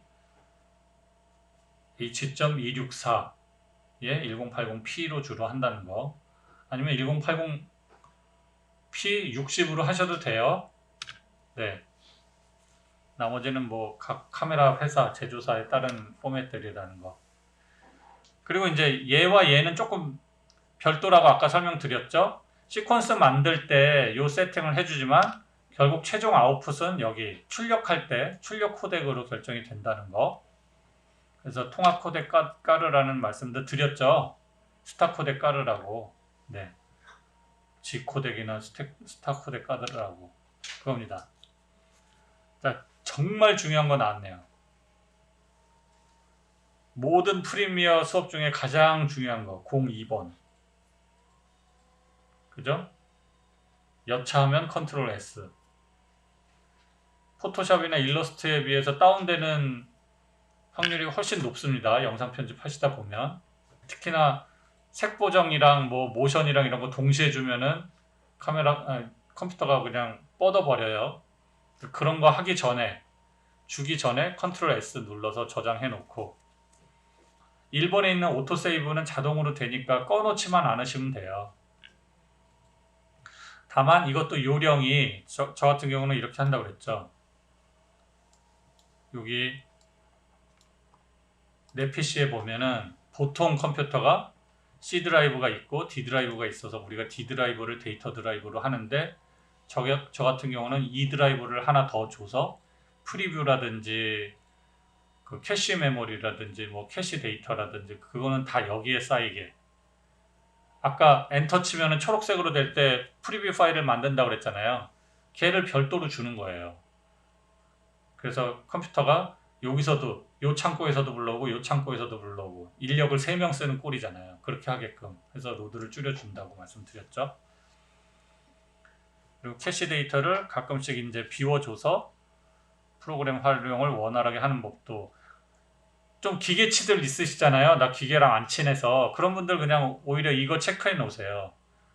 이거는 매일 할 필요도 없고 그냥 생각나면, 아니면 뭐 매달 1일은 캐시 데이터 비우는 날, 뭐 이렇게 달력에다 써 놓으시고 요거 보고 그냥 들어가서 요 방법대로 지우시면 돼요. 넘어가겠습니다. 유튜브 영상 다운로드 하기. 요거 우리 지난 시간에 했죠? 쉬는 시간이에요 지금? 네, 좀 쉴까요 그러면? 네. 유튜브에서 영상 다운로드 받는 법은 다 알고 계시죠? 아, 모르세요? 네.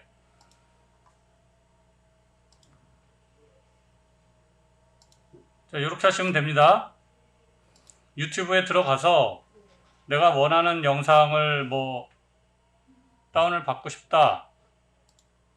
우리나라 상황이라면 이게 그러면 살릴 수 있는 한자를 여기 보내는 게 www. 굉장히 뒤에 유튜브라고 시작되는 그 Y자 앞에 SS를 입력하시면 돼요. SS를 입력하고 엔터를 칩니다. 그러면 별도의 그 사이트로 이동을 하면서 다운로드 받을 수 있게 이제 준비를 해요. 그러면 여기 HD 또는 MP3 다운로드를 하려고 그러면 이제 유료로 다운을 구매를 해서 해야 되는 거고요. 그 밑에 보면 낮은 품질로가 있어요. 얘를 눌러보면 이렇게 다운받을 수 있는 게 뜹니다. MP4에 720이 있고요. 얘를 또 열어보면 더보기를 눌러보면 이런 것들이 있어요. 1080 MP4에 1080인데 오디오가 없는 버전이 있어요. 그러면 이제 우리는 프리미어를 할 줄 알기 때문에 이 소스가 꼭 필요하다. 그러면 어떻게 하면 되냐면 우선 얘를 다운받는 거죠. 오디오가 들어있는, 그 중에서 조금 뭐 화질이 좋은 얘를 다운받아요. 그럼 얘는 이제 무시하시고요. 광고 사이트로 간 겁니다. 그래서 여기 다운이 받아지고 있잖아요. 그래서 여기서 이제 폴더를 먼저 확인을 합니다. 어느 폴더에 받아졌는지. 기본은 이제 여기다 받아지겠죠. 그래 놓고 여기서 얘는 필요 없으니까 끄고 다시금 얘를 다운받는 거죠. 오디오 없는, 아마 두 개로 나뉜 게 얘는 1080i고 얘는 1080p가 아닐까 싶은데 얘를 또 다운받아요. 그럼 이제 화질이 큰 거는 이렇게 뜹니다. 별도의 창이 전체 화면으로 떠요. 그러면 여기서 이제 다운받기가 있어요. 여기 다운로드를 누릅니다. 그럼 또 이제 다운이 돼요.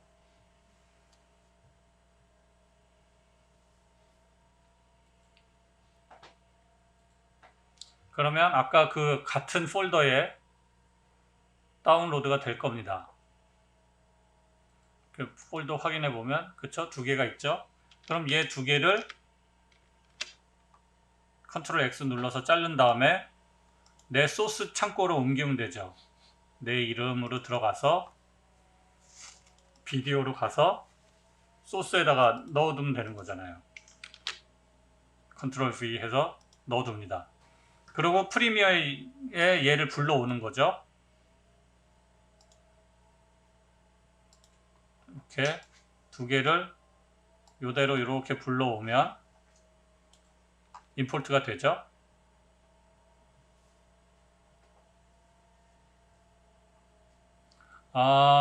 이 중에 하나는 지금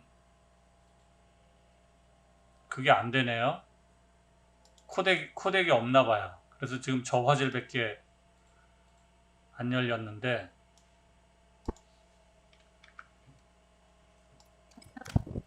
통으로 이렇게 받아와 줬고, 다시 한번 불러와 볼까요?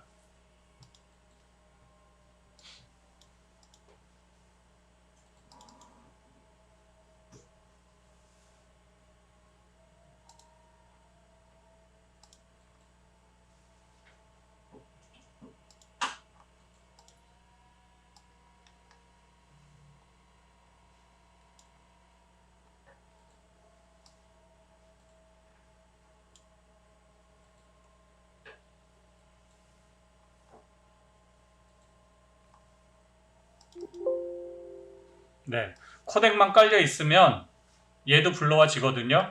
그러면 이제 좋은 화질을 이 위에다 덮어버리면 되는 거죠. 주의사항은 그겁니다. 저작권에 걸리느냐 안 걸리느냐만 판단해서 하시면 돼요.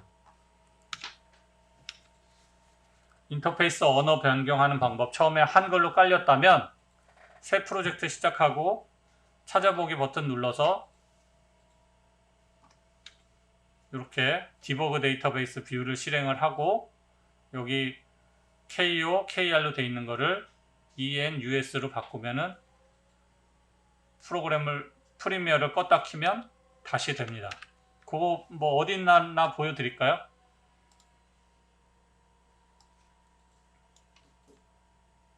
파일에 뉴에 새 프로젝트 만들 때 뭐 하나 만들어 놓고 굳이 뭐 오픈해서도 해도 됩니다. 그리고 이름 바꿔놓고 우리 요거 두 개 이제 신경을 썼었죠. 경로랑 이름 OK 누르고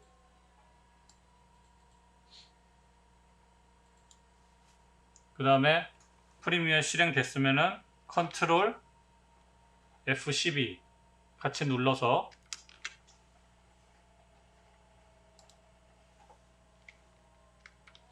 얘를 띄우는 거죠. 콘솔 패널을 띄워서 이 안에서 이제 랭귀지라고 치면 검색해서 들어갈 수 있는데 어플리케이션 랭귀지가 지금 ENUS로 잘 돼 있잖아요. 처음에 이제 한글 버전 깔려 있으면 얘를 요걸로 바꿔주라는 얘기입니다. 그래서 프로젝트에서 컨트롤 F12 눌러서 들어가서 랭귀지 찾아가서 얘를 바꿔줘라 그 얘기입니다. 되셨죠? 요거는 요 차이만 그냥 보시면 돼요. 영상 구조, 영상은 이제 샷, 컷이 모여서 씬, 시퀀스가 되고 작품이 된다고 했다면 프리미어는 클립들을 모아서 빈에 넣어놓고 그리고 시퀀스를 통해서 편집을 하고 그 모든 것들이 프로젝트로 저장된다. 그렇게 이해하시면 됩니다. 그러니까 뭐 굳이 뭐 같다라고 보이지도 않아요. 작품 대신 프로젝트고 시퀀스는 시퀀스고 씬은 빈이고 클립은 샷이고 이렇게 구분을 해놨는데 뭐 그렇게 일맥상통하지도 않습니다. 왜 빈 그러나 그러니까 프리미어 프로에서 빈은 편집 구조는 아닙니다. 그냥 여러 개의 클립 또는 아이템들을 모아놓는 폴더와 같은 개념입니다. 라고만 이해하시면 됩니다. 넘어갈게요. 자, 시작하면 우리는 벌써 한번 해봤습니다. 그런데 여기 밑에 보면 팀 프로젝트도 할 수 있다 라고 돼 있어요. 정식 버전일 경우에 우리 뭐 줌 같이 회의하고 그렇게 하듯이 아니면 구글 문서로 같이 작성하고 그러잖아요.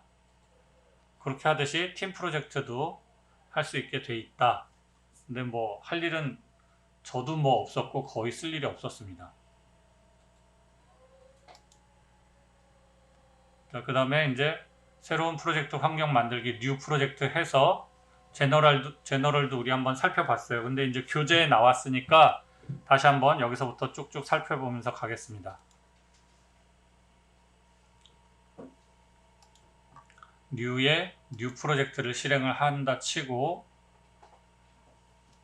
2021-12-07에 03으로 하겠습니다. 3교시니까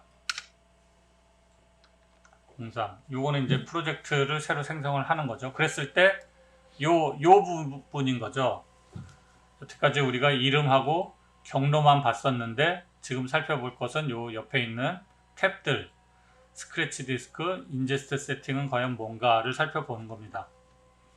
그래서 뭐 제너럴도 보면 요거죠. 렌더링에 머큐리 플레이백하고 괄호에서 쿠다 라고 써 있으면 이 컴퓨터 그래픽 카드가 하드웨어적으로 이런 그래픽 가속을 지원한다라는 거예요. 요것 때문에 컴퓨터가 비싸지는 겁니다. 특히나 요즘에 반도체 대란 때 그래픽 카드가 어마어마하게 비싸졌죠. 그리고 이제 보통 노트북이다. 그러면 이제 얘로 하는 거예요. 머큐리 플레이백 엔진 소프트웨어. 소프트웨어적으로 효과들을 렌더링을 거는 거죠. 그러니까 이제 CPU가 혼자 다 알아서 해야 되니까 안 되는 것도 경우에 따라 있고 또 되게 오래 걸리고 또 오류 날 확률도 높아지고 그러는 겁니다. 그래서 이제 컴퓨터로 그래픽 작업을 할 거면 영상 작업을 할 거면 별도 그래픽 카드를 까는 것이고요. 자, 그 다음에 이제 스크래치 디스크로 넘어갈게요. 예를 보면 여기서 로케이션에서 경로 지정을 해주면 자동으로 다 바뀐다고 그랬잖아요. 그 항목들을 보면 캡처드 비디오, 요즘에 쓰지도 않는 거, 캡처드 오디오, 오디오 캡처를 하지 않아요. 그냥 드래그 앤 드롭이나 복사를 하지.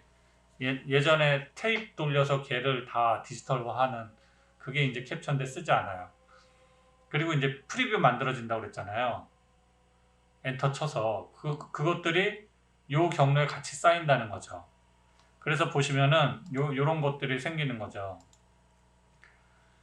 작업을 할 때 프리미어에 나는 얘를 만든 적이 없는데 이 폴더를 만든 적이 없는데 작업을 하다 보면 얘가 계속 쌓이는 겁니다.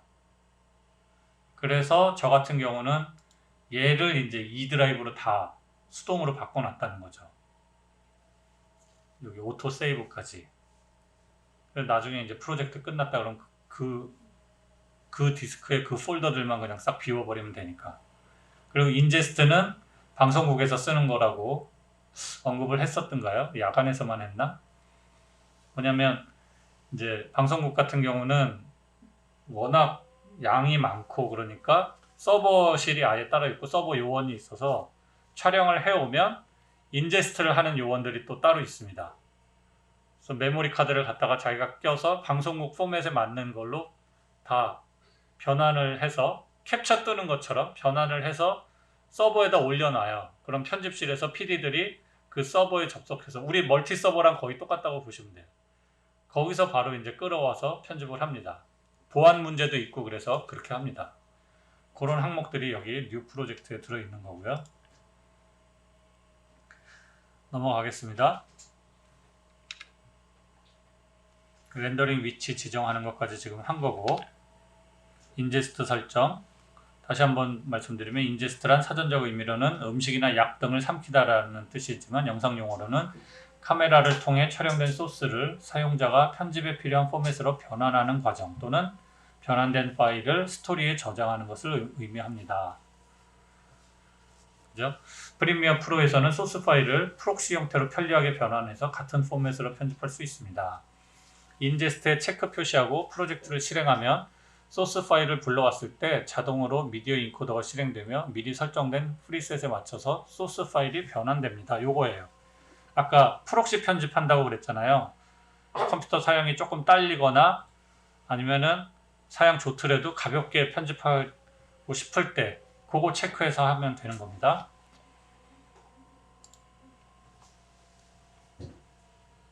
자, 다음 새로운 시퀀스 설정하기. 요것도 우리 다 아는 부분이죠. 넘어가요. 이제 필드에서 이런 게 있는데 그냥 설명 안 하겠습니다. 지난 기수에는 이거 다 설명했었는데 사실 뭐 기억도 잘 안 날 거고 요 팁 보면 이제 드롭 프레임과 넌 드롭 프레임이라는 게 있는데 77쪽이죠. 방송에서 쓰는 거 또 CF에서 쓰는 거 그런 거 좀 차이가 있습니다. 몰라도 돼요. 만약에 취업하실 분이면 신입으로 취업하게 된다. 아니면 그 회사에서 맞는 그런 방식을 다 알려주니까 모르셔도 됩니다.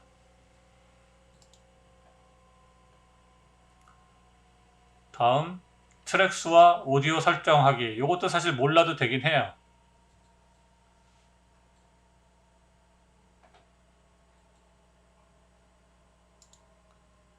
어떻게 하면 되냐면 지금 뭐에 대해서 하고 있냐면 시퀀스 환경 설정, 시퀀스 세팅에 대한 겁니다. 그래서 그거만 이제 보여드리고 넘어갈게요. 여기서 이제 뉴 시퀀스를 만든다고 했을 때 시퀀스 세팅이 뜨잖아요. 그러면 우리는 AVCD, AVCHD 1080 30 요거만 생각하자고 그랬는데 요 다음에 대한 설명입니다. 그래서 세팅 넘어가 보면 그것들 화면 크기랑 이런 거 다 조절을 해줄 수 있고, 여기서 아까 말씀하셨다시피 내가 60으로 하고 싶으면 어떻게 하면 되나요? 여기서 고르시면 되는 거고, 화면 크기도 여기서 조금 변태 사이즈다, 1920, 1080보다 뭐 크거나 아니면 가로나 세로가 조금 다른 사이즈다, 그랬을 때 여기서 이제 지정을 해주시면 되는 거죠.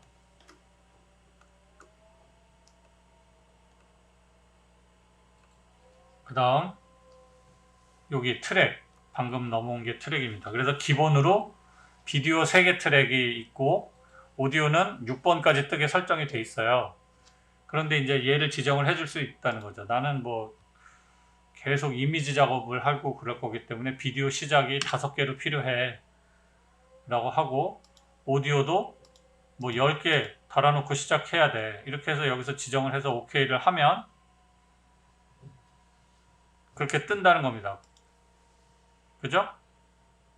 트랙들이 이렇게 많이 생겼죠. 근데 이게 별로 의미가 없는 게, 요렇게 보통은 요렇게 작업하게 돼요. 여기 3트랙까지 밖에 없는데 얘 이렇게 2트랙에다 놨고 3트랙에다 놨어, 다 썼다. 그럼 그냥 위로 올리면 자동으로 트랙이 생성됩니다. 이렇게 4, 5 생기죠? 위로 그냥 갖다 끌어올리면 트랙이 생기기 때문에 굳이 처음에 트랙 설정을 할 필요 없다는 거예요. 오디오도 마찬가지, 밑으로 내리면은 생깁니다. 계속 쭉쭉쭉 생겨요. 오히려 중요한 건 이거죠. 분명히 생겨서 오디오가 있는데 안 보일 경우가 있어요. 그러면 이제 당황한다고요. 그랬을 때는 어떻게 보시면 되냐면, 우선 타임라인을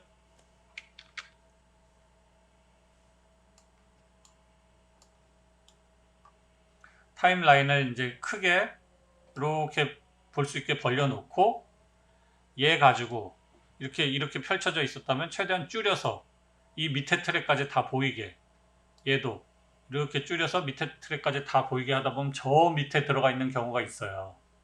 그러면 걔 이렇게 해서 복사해서 다시 위로 올려서 정리를 하시면 된다는 거죠. 오히려 그런 게 중요합니다. 갖다 대면 생기니까. 요거랑 요거요. 요걸로 안 보이던 부분 보이게 할 수 있고, 그런 거라는 거를 기억하시면 됩니다. 또 넘어가고요. 넘어가고, 오디오 여기 4번에 오디오는 48,000Hz가 이제 기본으로 DVD 그 샘플링 비율이죠. 요 정도 그냥 하시면 됩니다.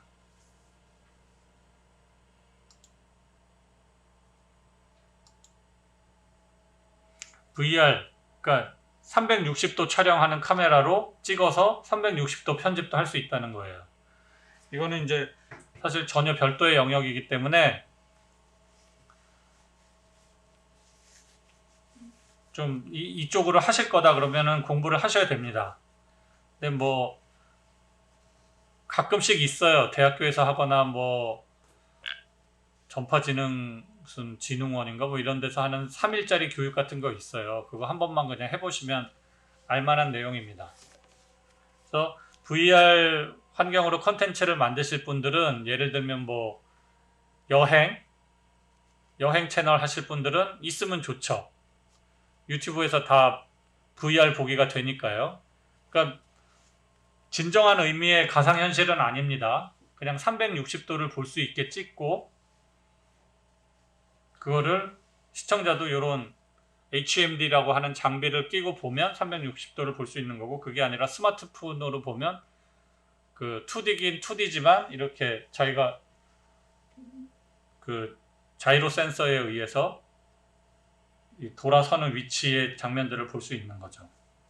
이것도 뭐 모르실 분들을 위해서 잠깐만 좀 소개를 해드리면,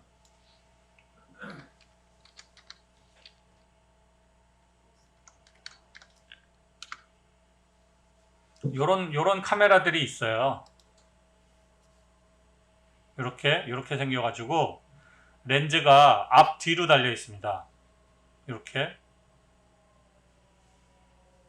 그래서 이 카메라를 이렇게 뭐 자전거나 삼각대 같은 거, 셀카봉 같은 거에다가 장착을 해서 찍으면 동시에 전면 180도, 후면 180도가 찍히는 거죠. 그래서 편집할 때 보면 이렇게 뭐 구 형태로 보인다든가, 우리 옛날 지도 배울 때 보면 지구 본을 잘라가지고 이렇게 타원 이렇게 찢어져 있는 것처럼 돼 있는 거 기억나세요? 네, 그런 형태로 돼서 편집을 하는 거죠. 요겁니다, 요거. 아까 불러온 것 중에 VR 소스들이 있었죠. 여기에 있었나? 여기 아까 뭐 공룡 있었는데, 네, 여기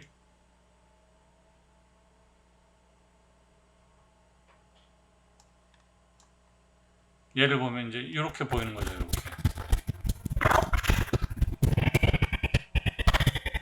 그래서 지금 얘가 이렇게 보이지만 VR 모드로 편집해서 하면 얘가 지금 360도가 다 들어와서 이렇게 생긴 거거든요. 얘를 볼 수 있게 편집할 수 있다라는 겁니다. 그래서 넘어가겠습니다. 자, 요거 한번 실습을 해볼게요.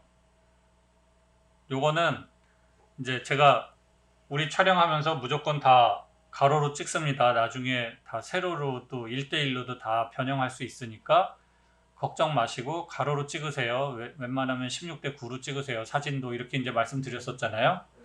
그 기능이 여기에 있는 겁니다. 되게 간단해요. 책만 보고도 따라 하실 수 있어요. 그래서 이제 한번 해보면,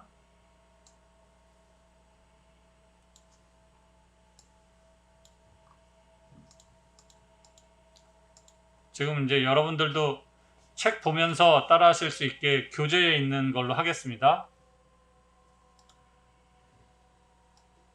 새로운 시퀀스 뭐 하나 만드는 것부터 할까요? 네. 아예 교재대로 가겠습니다. 프로젝트를 만들고,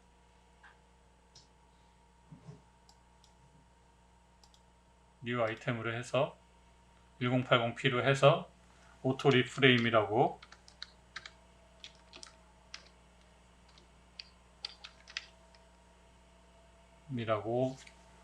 시퀀스 명을 지정을 해주겠습니다. 그럼 이제 깨끗한 시퀀스가 생겼고 소스들을 불러와야죠. 그래서 한번 불러오겠습니다. 더블 클릭해서 조정원의 선물에 2번에 있었던 거죠. 그 중에서 001서부터 004를 불러오라고 합니다. 얘를 불러왔어요. 그래서 얘네도 이제 정리를 해주기 위해서 저는 빈 하나를 더 만들겠습니다.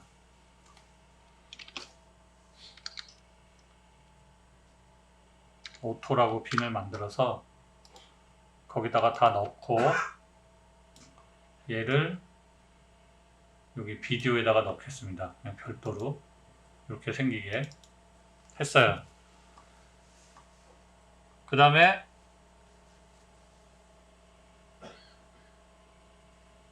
뭐 시퀀스 만들었지만 여기 책에서는 임포트를 먼저 한 거예요. 그렇게 저도 바꾸겠습니다. 그래서 실행을 하고 몇 번을 4개를 우선 다 불러와 볼까요?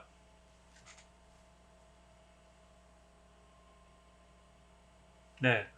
그래서 얘를 선택을 하고 이렇게 요 뉴 아이템으로 갖다 놓으면 얘네가 다 놓이면서 하나의 시퀀스가 생성이 된 거죠. 그랬을 때요. 다시 4개 선택은 했지만 제가 끌어다 오는 게 뭐냐에 따라서 이 1번을 이렇게 하면서 여기다 갖다 놓으면 시퀀스가 맨 밑에 걸로 생기네. 다시 한번 해볼게요. 거꾸로 해보면 이렇게 하면 그냥 4개 중에 맨 밑에 게 생기네요. 이렇게 생겼습니다. 제가 헷갈렸던 거는 헷갈리는 거 설명하면 더 헷갈리실 텐데 여기서 체인지를 누르는 거죠. 그러면 이제 그 위에 아마 루트에 시퀀스가 생겼을 겁니다. 어디가 있을까?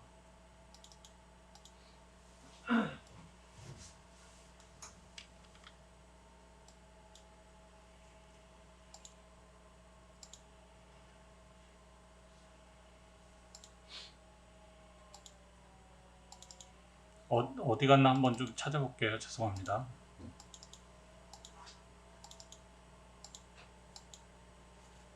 전혀 딴 데가 있나 본데.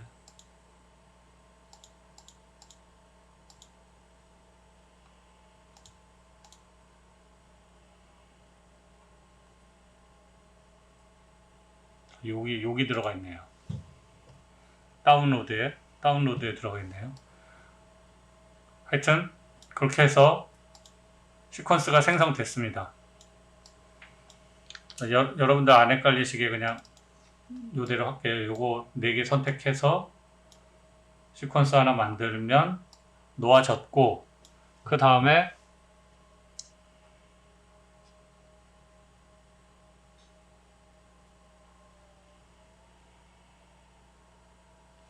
프로젝트 패널에서 시퀀스 아이템을 선택을 하고 03번입니다. 마우스 오른쪽 버튼을 눌러서 오토 리프레임 시퀀스를 또 만드는 거예요.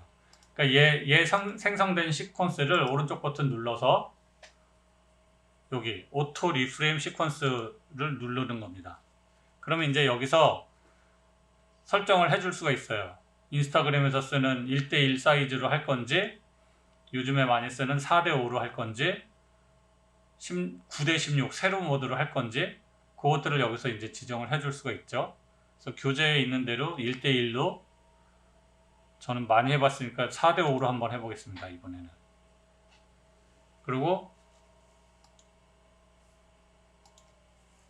오토로 놔두고, 이제 네스트라는 것도 이후에 배울 건데 여기 교재에 있는 대로 얘는 건들지도 않고 별도의 네스트라고 이제 합친 그룹핑해서 별도의 이제 또 네스트 시퀀스를 만드는 걸 안 하겠다는 얘기예요. 그래서 요거만 지정을 하고 여러분들은 이제 교재대로 그냥 정방형으로 한번 해보세요. 저는 차이를 좀 보려고 4:5로 했습니다. 그래서 크리에이트를 눌러요. 그럼 누른 순간 이렇게 시퀀스가 바뀐 겁니다. 그래서 원래는 16:9였던 여기 별도로 생겼죠. 이렇게 생긴 거예요.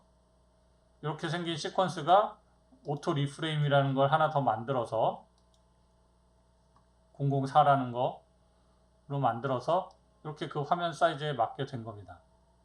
재밌는 거는 뭐냐면 이게 뭐가 좋으냐면 자기가 생각할 때 요 그림에서 사실 중간은 여기잖아요. 보세요.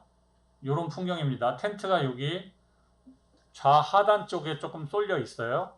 근데 오토 리프레임을 보면 얘가 가운데 하단에 있어요. 그죠?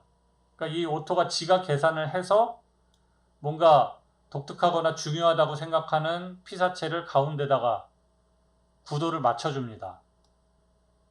그런데 이제 요런 거는 계산하기 힘든 거죠. 보면 이렇게 돼서 사실은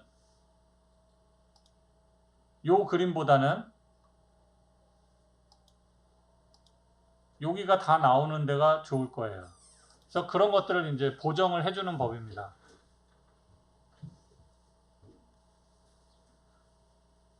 그래서 그 부분이 06번에 있는 거예요.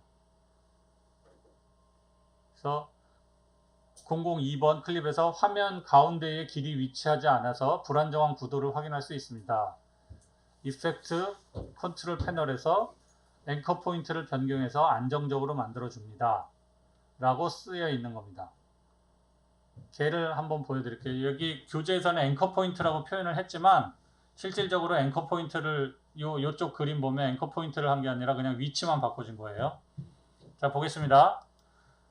오토 리프레임 된 데 보면 길이 이렇게 돼 있어서 얘를 구도를 좋게 하고 싶은 거죠. 그러면 이제 이펙트 컨트롤에서 위치를 바꿔주면 된다는 겁니다. 그런데 여기 이제 이 펑션이 꺼져 있어요. 토글 더 이펙트 오프가 되어 있는 거죠. 그래서 얘를 FX를 눌러주면 다시 켜집니다. 그 상태에서 포지션을 바꿔주는 거예요. 이렇게 내가 딱 봤을 때 요게 좀 더 안정적이다. 구도가 그렇거든요. 길이 이렇게 폈을 때는 얘네들이 요 모서리를 향해서 가고 있으면 좀 안정적이 됩니다. 지금 뭐 높이도 사실 상당히 마음에 안 들고는 있는데 높이는 바꾸질 못하죠. 가로로만 조절을 해준 거니까. 그래서 이 조절한 값이 내 마음에 들지 않는다. 즉각 원위치 리셋하고 싶다 그러면 요거 누르시면 돼요. 리셋 파라미터 눌러서 원상태를 해주고 그러고 나서 다시 한번 이렇게 조절을 해주는 겁니다. 원하는 구도로. 그러면 이제 세팅된 값에서 좀 더 좋은 구도로 만들 수가 있는 거죠. 어렵지 않죠? 네, 요거 한번 실습해 보겠습니다. 해보세요. 그리고 안 되시면은 손 들어주세요. 자, 다음 작업 화면 살펴보기. 요거는 다 기억나시죠? 메뉴 바가 있고 워크스페이스 패널들이 있어서 그냥 모드라고 생각하시면 된다고 그랬고 그 중에 에디팅 모드 생각하시면 되고 창은 5개 기본으로 정확히는 7개 그 속성을 이해하시면 된다고 그랬습니다. 냉장고 혹은 창고 역할을 하는 프로젝트, 도마, 조리대 역할을 하는 타임라인이 있는 거고 그 다음에 이펙트를 줄 수 있는 이펙트를 모아놓은 이펙트 창과 이펙트를 조절해주는 이펙트 컨트롤 창이 있고 전체 화면을 보는 프로그램 모니터가 있고 이 5개가 있나를 확인하시면서 하면 된다고 그랬습니다. 또 하나 여러분들이 뭐 이렇게 저렇게 막 세팅을 하다가 예를 들어 헷갈려서 에디팅인데 이펙트를 켜놓고 편집을 이거 화면 달라 그래가지고 맞춰서 조절을 해보는 거죠. 이렇게 막 하고 프로젝트는 일로 옮기고 그런데도 뭐 이상한 게 떠 있어서 막 당황하고 그러신다는 거죠. 그랬을 때 뭐 당황하지 마시고 여기서 그냥 에디팅 모드로 가시면 되고 이펙트도 원 상태로 하고 싶다. 그럼 윈도우에서 워크스페이스에서 리셋 세이브드 레이아웃을 누르시면 원래대로 공장 출하시로 전환된다고 그랬습니다. 여기 있습니다. 윈도우 워크스페이스 에딧 워크스페이스 이렇게 해서 세팅하시면 된다고 그랬어요. 자, 넘어갑니다. 내게 맞는 작업 화면 설정하기 워크스페이스 이거 다 했죠? 해서 한 번 더 말씀드리면 마찬가지 다 세팅을 해놨어. 그러면 여기서 에디팅 모드고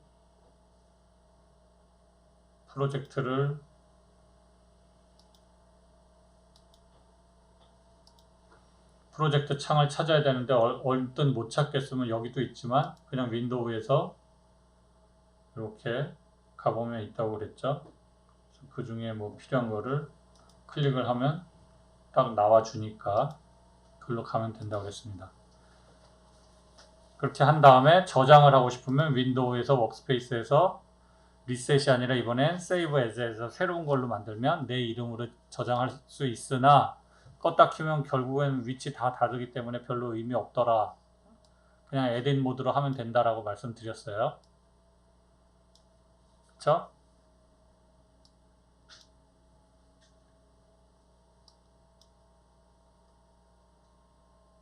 네, 넘어갑니다.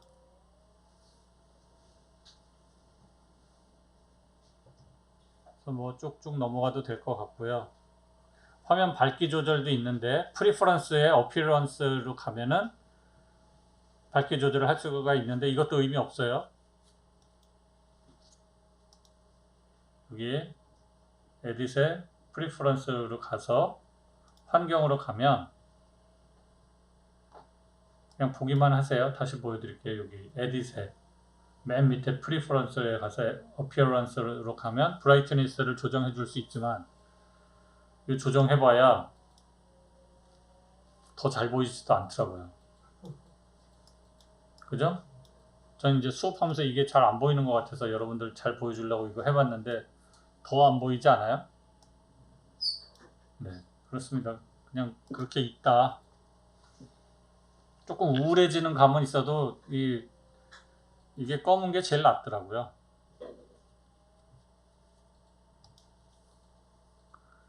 자, 그래서 넘어가고 주요 패널들 다 했습니다. 다뤘습니다. 네, 오늘은 요 단축키를 좀 알아볼까요? Shift 1 하면은 프로젝트 패널이 나오는 겁니다. 자, 아까 뭐 이상한 거 돼 있고 아니면 프로젝트를 못 찾아서 막 그럴 때 윈도우로 가서 찾기도 했지만 Shift 1 누르면 프로젝트 창이 바로 간다는 거죠. 왼손 엄지로 Shift 누르고 검지로 1 누르면 되겠네요. 그쵸? 그럼 Shift 2는 뭔가? 소스 모니터로 되네요.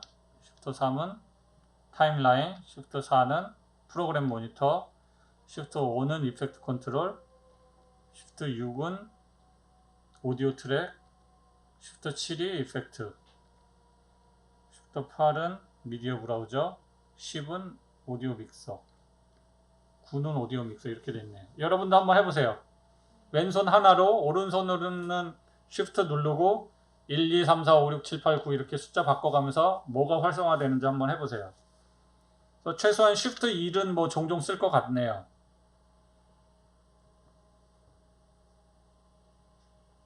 타임라인이야 뭐 그냥 클릭하면 되는 거니까 쓸 일이 거의 없을 것 같고, 이펙트나 이펙트 컨트롤도 프로젝트 창만큼 막 복잡하게 숨어 있는 게 아니니까 그냥 Shift 1만 외우도록 하면 되겠습니다.